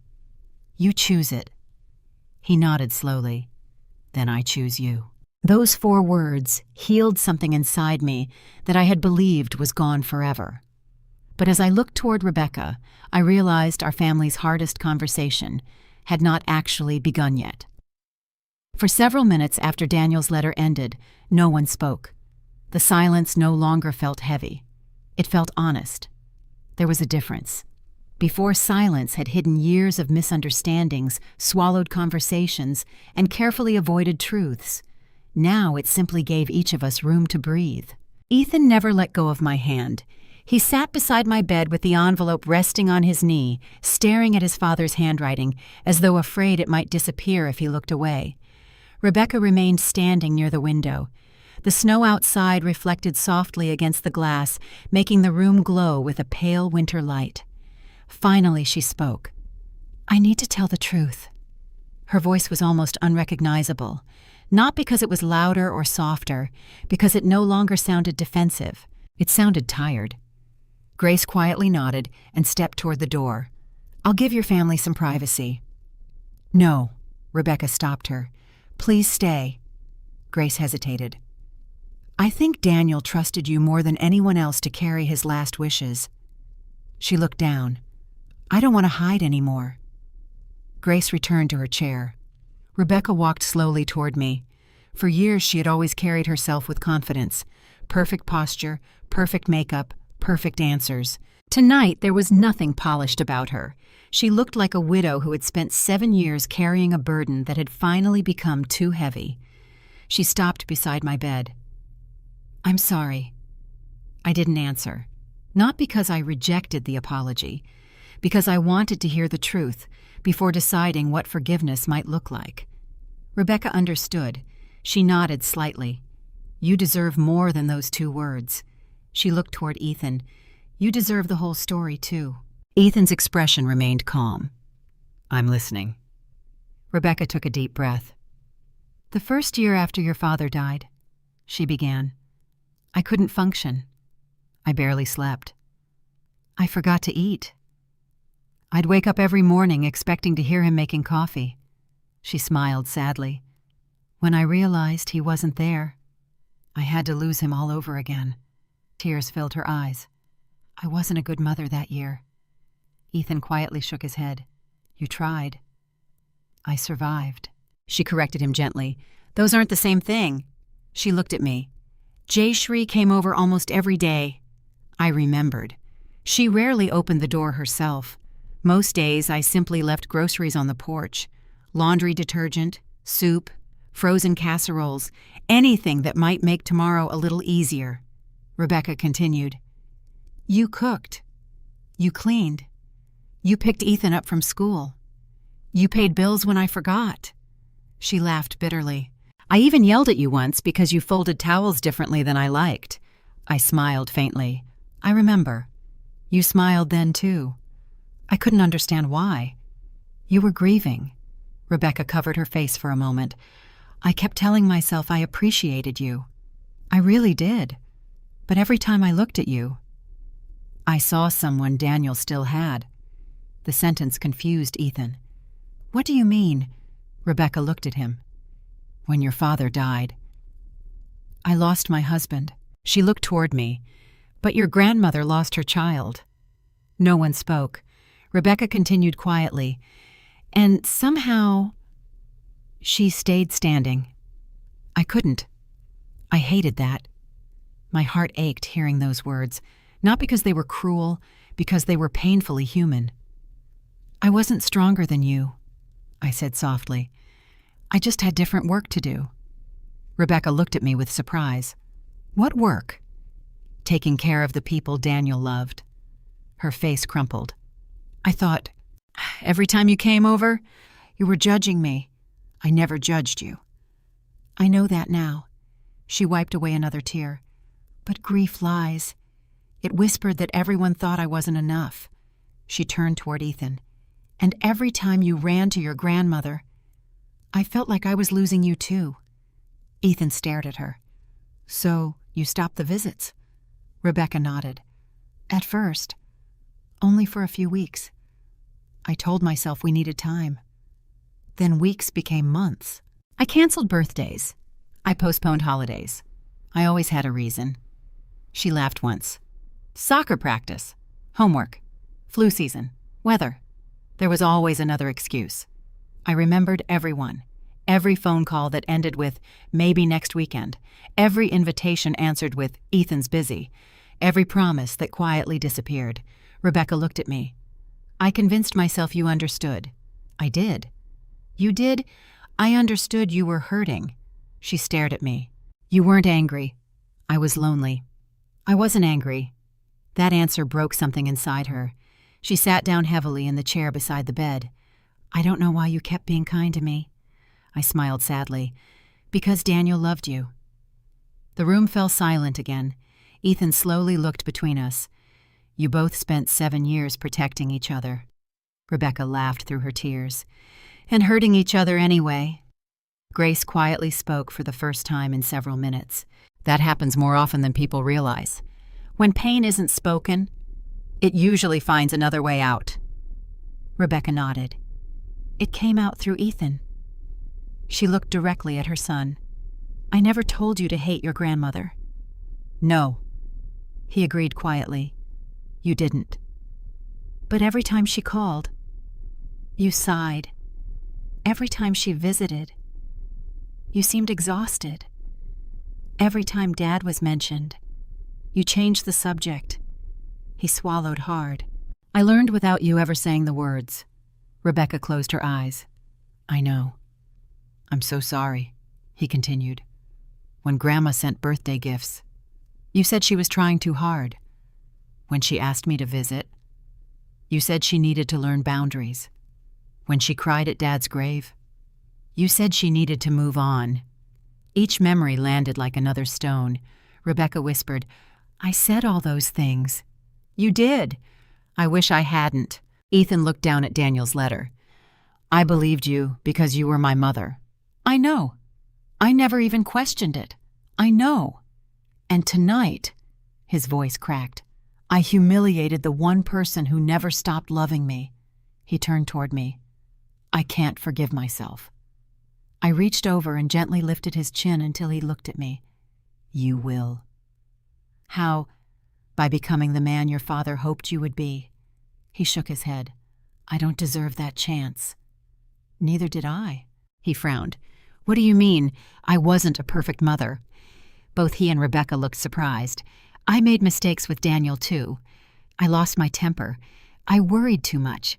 I gave advice nobody wanted. I apologized. I learned. I kept loving him. I smiled softly.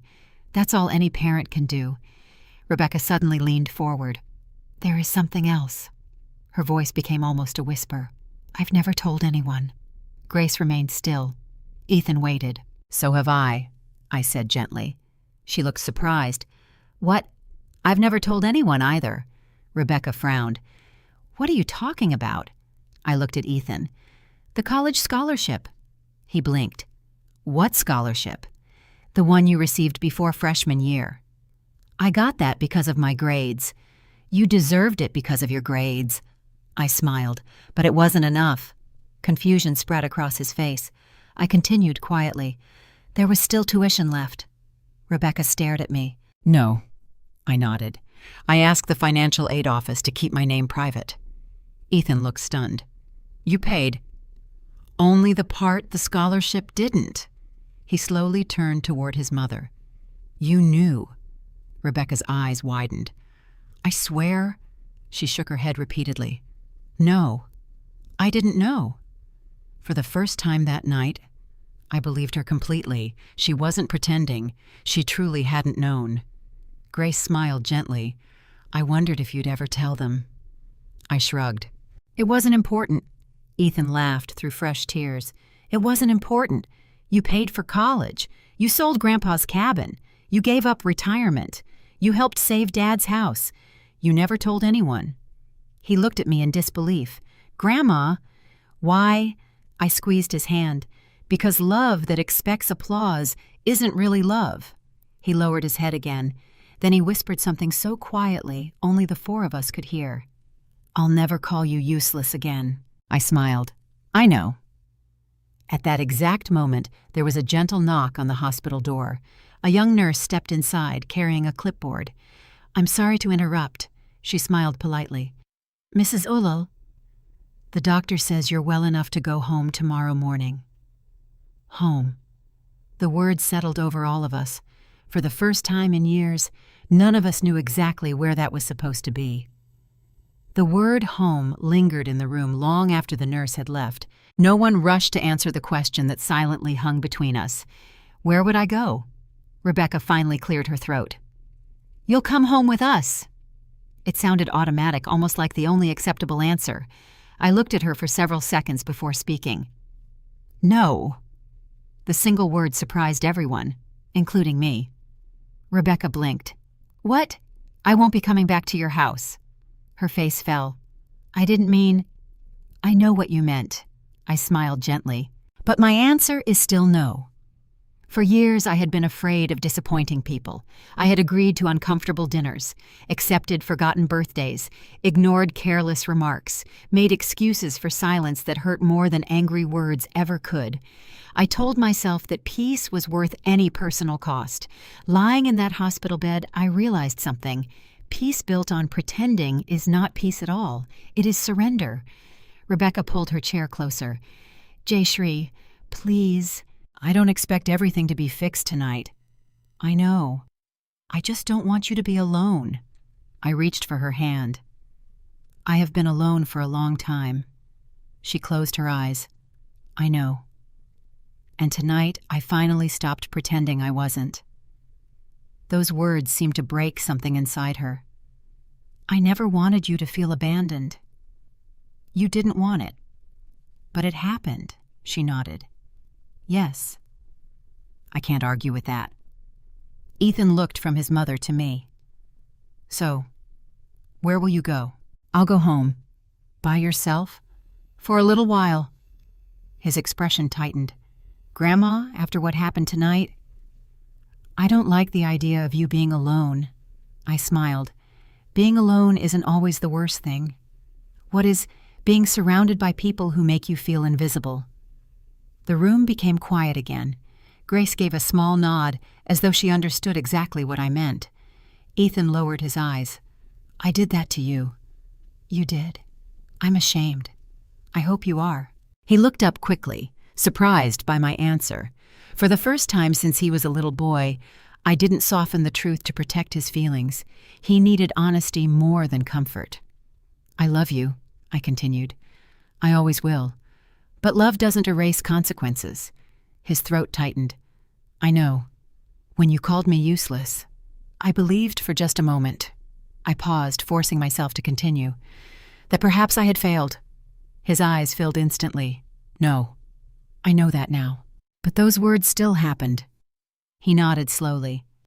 I'll remember that for the rest of my life. I hope you remember something else instead. What? Remember how much power your words have. He sat silently absorbing every sentence.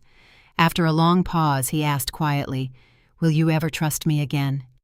I looked at Daniel's letter resting in his lap. Trust. Such a simple word. Such difficult work. I think trust grows the same way it's broken. He frowned. What do you mean? It disappears little by little, and it returns little by little. He nodded. So, I have to earn it. Not with grand gestures. How then? Phone calls. He listened carefully. Visits. I can do that. Keeping promises. I will. Listening. He smiled faintly through his tears. I've never listened very well. You'll get better. A tiny laugh escaped him. So Dad said. Grace smiled. He did. Rebecca finally spoke again. I don't expect forgiveness tonight. I couldn't give it tonight even if I wanted to. She nodded. I understand. I need time. You deserve time. I need honesty. You'll have it. I need boundaries. Rebecca looked confused. What kind of boundaries? I took a slow breath. No more deciding for Ethan. She looked at her son, then back at me. He's an adult now. Exactly. If he wants to visit me, he doesn't need permission. Rebecca swallowed. You're right. If I call him, I won't wonder whether the message reached him. Tears rolled down Rebecca's cheeks. I never realized how controlling I'd become. No. You were trying to control grief. She stared at me. You still find ways to defend me. I'm trying to understand you. There is a difference. Grace quietly smiled. I wish more families understood that. Ethan reached into his backpack, which had been sitting beside the chair all evening. I almost forgot. He pulled out a small wrapped box. I bought this before dinner. He gave an embarrassed laugh. It doesn't seem very important anymore. What is it? It's... He hesitated. A coffee mug. I smiled. For me. He nodded. I saw it a few weeks ago. It reminded me of you. He looked down. I almost didn't bring it. Why? I wasn't sure I'd actually give it to you. My heart ached. He handed me the package. The wrapping paper was slightly wrinkled from being carried around all evening. I carefully removed it. Inside was a simple cream-colored ceramic mug. Across the front, in dark blue letters, were the words, "The world's best grandma." I laughed softly through my tears. It's beautiful. I almost returned it yesterday. Why? He looked ashamed. I told myself it wasn't true anymore. I reached across the bed. No. I held the mug gently. It became true again the moment you chose honesty. He shook his head. I don't deserve that. The mug isn't about what you deserve. It's about who I am. He smiled weakly. You always know what to say. No. I looked at Daniel's letter. Your father did. The room relaxed for the first time that night. Not because everything had been solved, because no one was pretending anymore. Grace glanced at the clock. My shift ended almost an hour ago. Rebecca looked surprised. You stayed, Grace smiled. I promised Daniel I'd finish. She picked up her coat. Before leaving, she walked over to me. I'm glad I found you. So am I. She squeezed my shoulder gently. Then she turned to Ethan. Your father would be proud of what you choose from this moment forward. He nodded. I hope so. She smiled warmly. He already gave you the map. She pointed toward the envelope. Now you simply have to follow it. As Grace reached the door, she paused. Oh, I almost forgot. She reached into her bag and removed a small hospital visitor envelope. Daniel asked me to keep one photograph with the letter. My heart skipped. A photograph? She nodded. I thought tonight was the right night. She handed it to Ethan. He carefully opened it. Inside was a faded picture taken in Daniel's hospital room. Daniel sat in the bed, thin from treatment, but smiling. I was standing beside him, holding his hand. Little Ethan, no more than 11 years old, was asleep across Daniel's legs. The three of us looked peaceful, safe, like a family that still believed there would be another Christmas. Ethan stared at the photograph for a long time. Then he whispered, I don't remember this. I smiled gently. I do. He looked at me. I want to make new memories. I reached over and touched the edge of the photograph. So do I. For the first time in many years, I believed we actually might. The next morning I woke before sunrise. For a few confused seconds, I stared at the unfamiliar ceiling, listening to the quiet rhythm of the hospital around me. A cart rolled softly down the hallway. Somewhere in the distance, a monitor chimed. The smell of fresh coffee drifted in from the nurse's station. Then I remembered everything. Christmas dinner, the driveway, Daniel's letter, Ethan's tears. I reached toward the bedside table. The cream-colored mug Ethan had given me sat there beside a small vase of carnations that one of the nurses had brought in during the night. The world's best grandma. I smiled to myself, not because I suddenly believed I had become perfect, but because for the first time in years, someone in my family had seen me again. A gentle knock sounded. "Come in?" The door opened and Ethan stepped inside, carrying 2 paper cups and a small brown bakery bag. He looked exhausted. His hair was messy. His sweater was wrinkled. It looked as though he hadn't slept much. Neither had I. "I wasn't sure if you'd be awake." "I usually am." He smiled nervously. "I brought coffee." "You remembered. You always drank it with 1 sugar. I laughed softly. "You remember more than you think." He placed 1 cup beside my bed. I also stopped by the bakery across the street. He opened the paper bag. They were already out of cinnamon rolls, so I bought blueberry muffins. "You always liked blueberry." I looked at him in surprise. "I haven't eaten one in years." "I know." "You know." He nodded. "I found one of Dad's old journals last night." I looked at him curiously. "You did?" "It was in the attic. I couldn't sleep after we got home. So I started looking through Dad's boxes." His eyes filled with emotion. There were 6 journals, and almost every Christmas. He smiled sadly. "He wrote about you." My throat tightened. "What did he say?" Ethan reached into his backpack and carefully removed a worn black notebook. "It's falling apart." He opened it gently, turning several pages before stopping. I marked one. He looked at me. "Can I read it?" I nodded. His voice was quiet. "Mom came over today before work. She brought soup, fixed the kitchen faucet, folded laundry, and somehow convinced Ethan that broccoli was exciting." He laughed through his tears. "I hated broccoli." "So did your father." Ethan smiled. "I can believe that." Then he continued reading. "I worry that one day Ethan won't remember these little things. Children rarely notice who quietly keeps life together. I hope when he's older he'll understand that his grandmother has been one of the greatest blessings of his life." Ethan closed the journal. "I don't think Dad ever imagined I'd hear those words like this." I reached for his hand. "He imagined you'd hear them eventually. He knew you." Ethan looked down. "I wish I'd found these sooner." "So do I. But maybe—" I smiled gently. "You weren't ready sooner." He nodded slowly. "I think you're right." For several minutes we sat together in comfortable silence, drinking coffee while the first light of morning crept across the hospital room. It felt strangely familiar, like the mornings Daniel and I used to spend talking before he went to work. After a while, Ethan cleared his throat. "I did something else last night." "What?" "I called Madison. The girl from dinner." He nodded. I apologized. I smiled. "What did she say?" "She cried." My eyebrows lifted.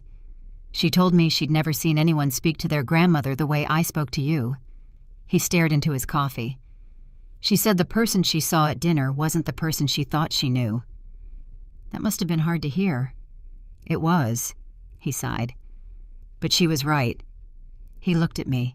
"I've been thinking about something." "What is it?" "I don't know who I became," I answered quietly. "You became someone who believed a story that wasn't complete. But I still chose my words. Yes. I can't blame Mom forever. No. You have to take responsibility for your own choices." He nodded. "I want to. I just don't know where to begin." "You already have." "How?" "You showed up this morning." He smiled faintly.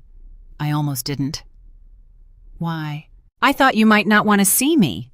I laughed softly. "You've forgotten something." "What?" "I've been waiting to see you for years." His eyes filled again. "I'm done making you wait." A knock interrupted us. Rebecca stepped cautiously into the room. She carried a neatly folded overnight bag. I brought some clothes. She placed the bag gently on the chair. I wasn't sure what you'd want. Thank you. She looked at Ethan. I hope I'm not interrupting. No. He smiled politely. We were just talking. There was still distance between them, not anger, just unfamiliarity. Rebecca noticed it too. I spoke with the doctor. She turned toward me. They're discharging you around 10. I nodded. I'll call a taxi. No. Ethan answered immediately. I'll drive Grandma. Rebecca looked at him. I can drive both of you. He hesitated, then spoke carefully. I'd like to take her. Rebecca was quiet for a long moment. Finally, she nodded. All right. No argument, no guilt, just acceptance. It was a small change. But after everything that had happened, small changes mattered. Rebecca sat down across from us. I spent half the night going through old photo albums. I looked at her. There were so many pictures I never showed Ethan. She smiled sadly. Camping trips. Birthdays. Christmas mornings. You and Daniel baking cookies. She swallowed. I packed them all. You did. She nodded. I think they belong with both of you. Ethan smiled. I'd like that. Rebecca took a deep breath. I also found something else. She reached into her purse, a small stack of unopened envelopes. My heart skipped. She handed them to me. I never threw them away. I looked down. Every envelope had my handwriting. Birthday cards, graduation cards, Christmas cards, letters, all addressed to Ethan. None of them had been opened. I slowly traced my fingers across the top envelope. It was dated 6 years earlier. My 15th birthday, Ethan whispered. Rebecca nodded. I kept telling myself I'd give them to him someday. She closed her eyes, but someday kept moving. No one blamed her. No one needed to. The evidence was already sitting in my hands. Ethan carefully picked up the oldest envelope. Can I? I nodded. He opened it slowly. Inside was a birthday card. A $100 bill had long since been removed, but the handwritten message remained. He read silently. Then his lips began trembling. You wrote... He looked at me. No matter how tall you grow, you'll always have a place beside me at the dinner table. I smiled. I meant every word. He looked around the hospital room. I missed 6 birthdays. You missed more than that. I know. He carefully stacked the letters again. I'd like to read all of them. You can, but not today. He looked surprised. Why? Because today, I smiled. I'd rather make a new memory than spend the whole day mourning old ones. He laughed softly. That sounds like something Dad would have said. It does. Rebecca smiled for the first time that morning. So, she asked quietly, what kind of memory should we make? I looked out the window at the fresh snow covering the city, then back at the 2 people sitting beside me. I haven't decorated my Christmas tree yet. They both looked surprised. You waited? I nodded. I thought... My voice softened. Maybe this year I wouldn't have to decorate it alone. Neither of them answered immediately. They didn't need to. The look that passed between mother and son told me everything. For the first time in 7 years, we were finally going home together. Not to erase the past, but to begin writing a different future. By noon, I was sitting in Ethan's car, not Rebecca's SUV, not an ambulance, not a taxi. My grandson insisted on driving me himself. I'll take it slow, he had promised the doctor. I've never driven this carefully in my life. The young physician smiled. I believe you. As we pulled out of the hospital parking lot, snowflakes drifted lazily across the windshield. For a while, neither of us spoke. Christmas music played softly through the speakers. It wasn't awkward. It was peaceful. Ethan finally glanced at me. Seat warm enough. I laughed. You've asked me that 3 times. I know. He smiled sheepishly. I spent so many years not paying attention. I guess I'm trying to make up for it. You don't have to make up for everything in one day. I know.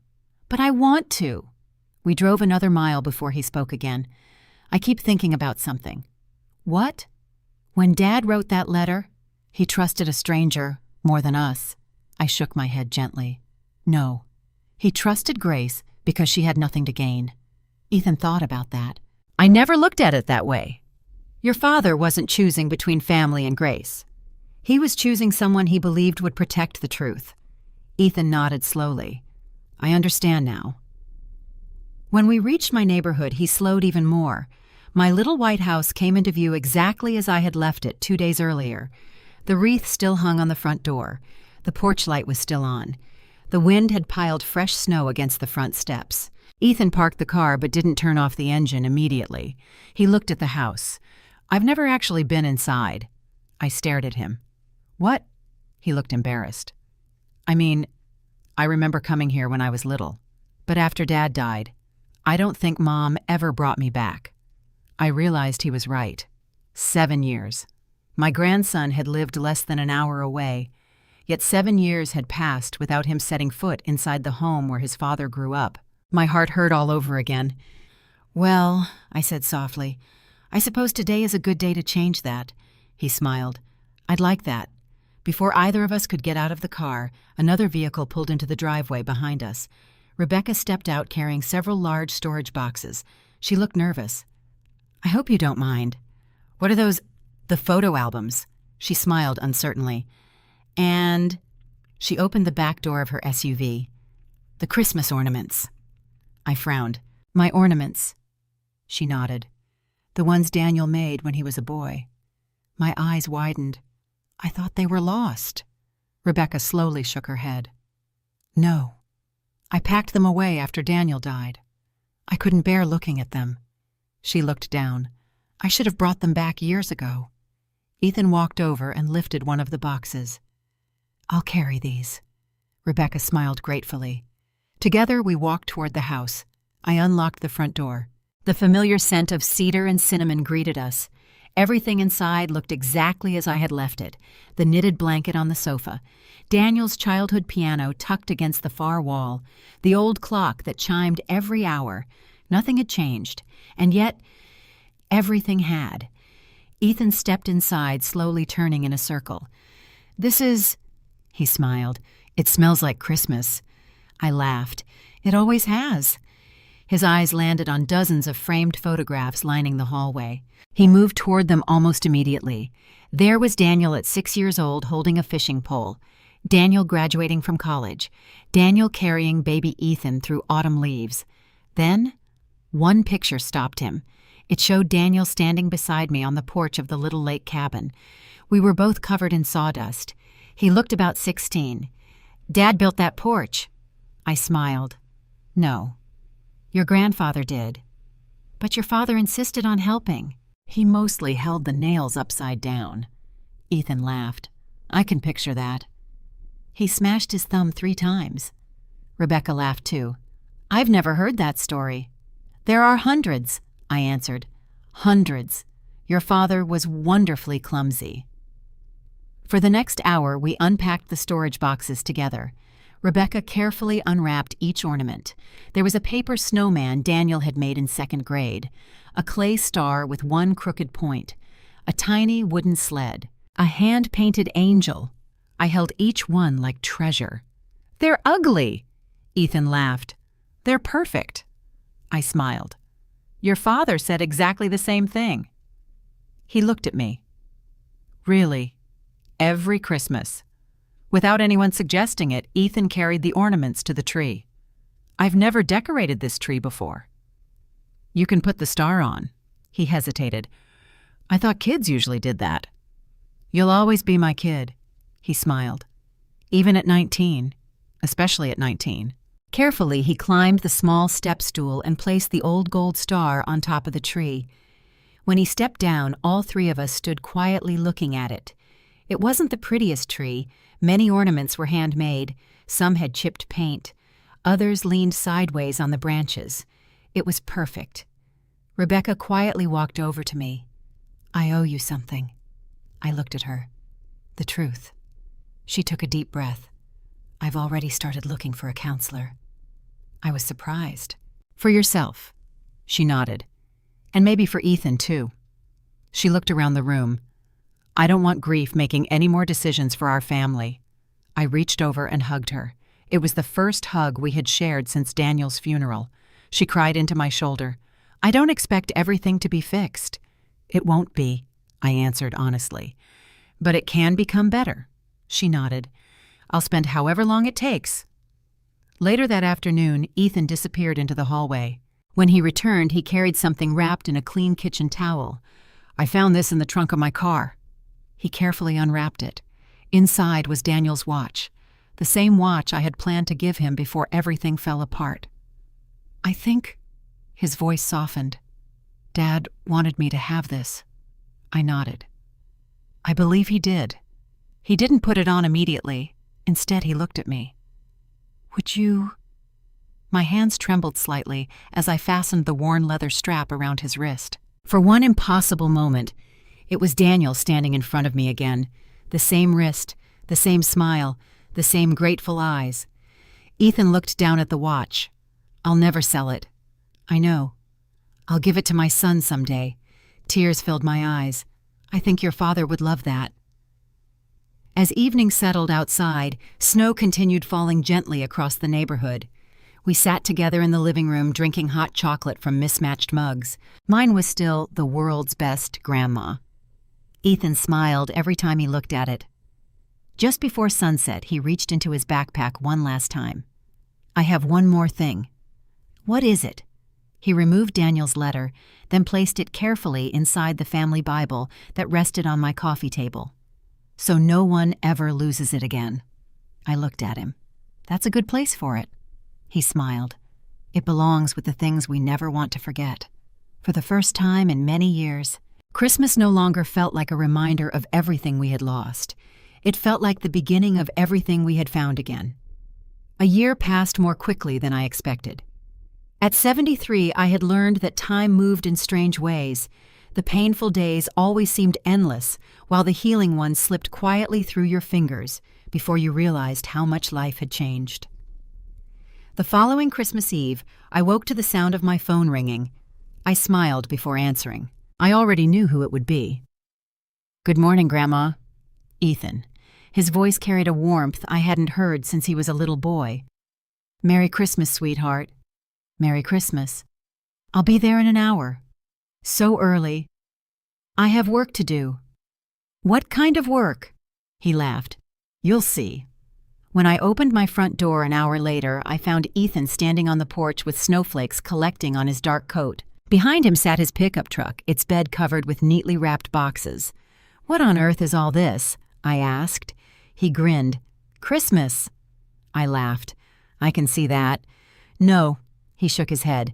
"I mean, Christmas the way Dad always wanted it."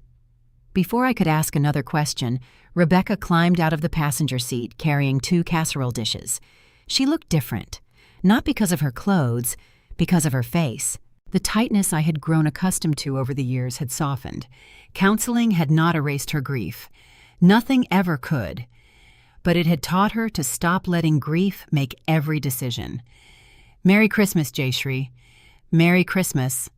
She stepped forward and hugged me, not awkwardly, not out of obligation, just because she wanted to. "I made your sweet potato casserole," she said. I smiled. "The recipe with too much cinnamon." She laughed. "I finally learned to follow your recipe." "Then it can't possibly have too much cinnamon." Ethan carried the boxes inside while the two of us followed. "What are all those?" I asked. "You'll find out." He disappeared into the living room. A few minutes later, he called, "Grandma, come here." When I walked into the room, I stopped in my tracks. The coffee table had been transformed into a small family display. Daniel's engineering notebook, his old college ring, photographs from every stage of his life, the repaired bicycle chain he had kept in a drawer for decades, the faded hospital photograph Grace had given us, even the tiny wooden ornament he had made in 2nd grade. In the center of everything stood a beautifully framed copy of the final page of Daniel's letter. The original remained safely tucked inside the family Bible, but this copy had been professionally preserved beneath museum glass. At the bottom, beneath Daniel's final words, Ethan had added a small engraved brass plaque. It read, "Thank you for saving us all, Mom." My knees nearly gave out. I covered my mouth with both hands. "Ethan, He walked over quietly. I wanted Dad's words to become part of our family forever. I couldn't speak. He smiled gently. I've spent the last year reading his journals. All of them. There were things he wrote that never made it into the letter. My eyes filled. What kind of things? He laughed softly. Mostly stories. About you. He wrote that every time he thought he'd become a successful man. You reminded him that kindness mattered more than success. I smiled through tears. That sounds like him. He also wrote, Ethan hesitated before continuing, that he hoped, if he ever had children, they would inherit your heart. The room became quiet. Rebecca stepped closer. I think they did. Ethan looked at his mother and smiled. We're still learning how to use it. She laughed. We are. Later that afternoon, our small Christmas dinner began. There were no neighbors, no distant relatives trying to impress one another, no perfectly arranged seating chart, just 3 people who had spent the last year choosing honesty over silence. Before anyone touched their food, Ethan stood. I'd like to say something. Rebecca and I looked at him. He took a slow breath. Last Christmas, his voice faltered, I said something I'll regret for the rest of my life. I reached toward him. He gently shook his head. Please, I need to finish. I nodded. He continued. I called my grandmother useless. He swallowed hard. I believed strength meant independence. I believed value came from what people could still do. I believed aging meant becoming less important. He looked directly at me. I was wrong. He picked up Daniel's framed letter. My father spent his final days trying to teach me something.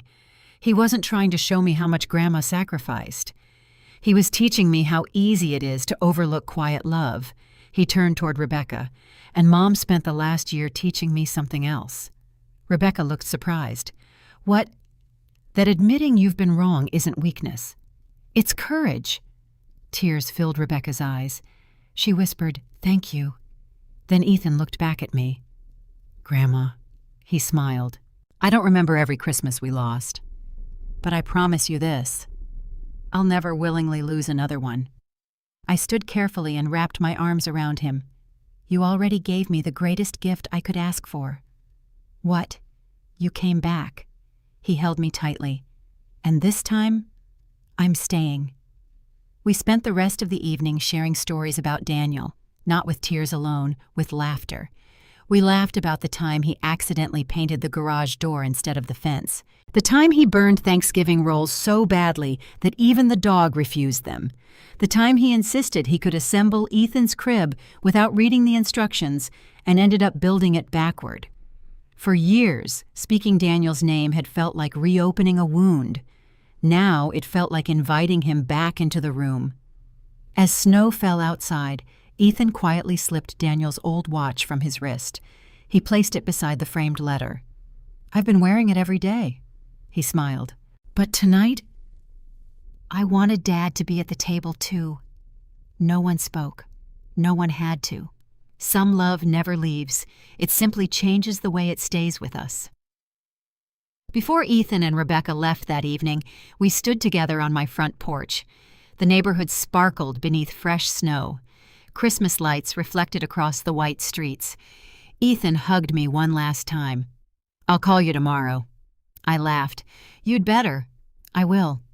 And next weekend. I'll be here. And New Year's. I'll bring lunch. I smiled. I'll hold you to that. He grinned. I hope you do. I watched their truck disappear down the street until the taillights faded into the falling snow. For years I believed my greatest fear was growing old. I was wrong. My greatest fear had been being forgotten by the people I loved most.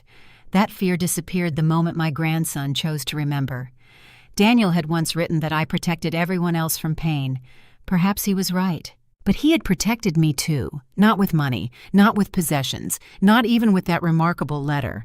He protected me by leaving behind the truth.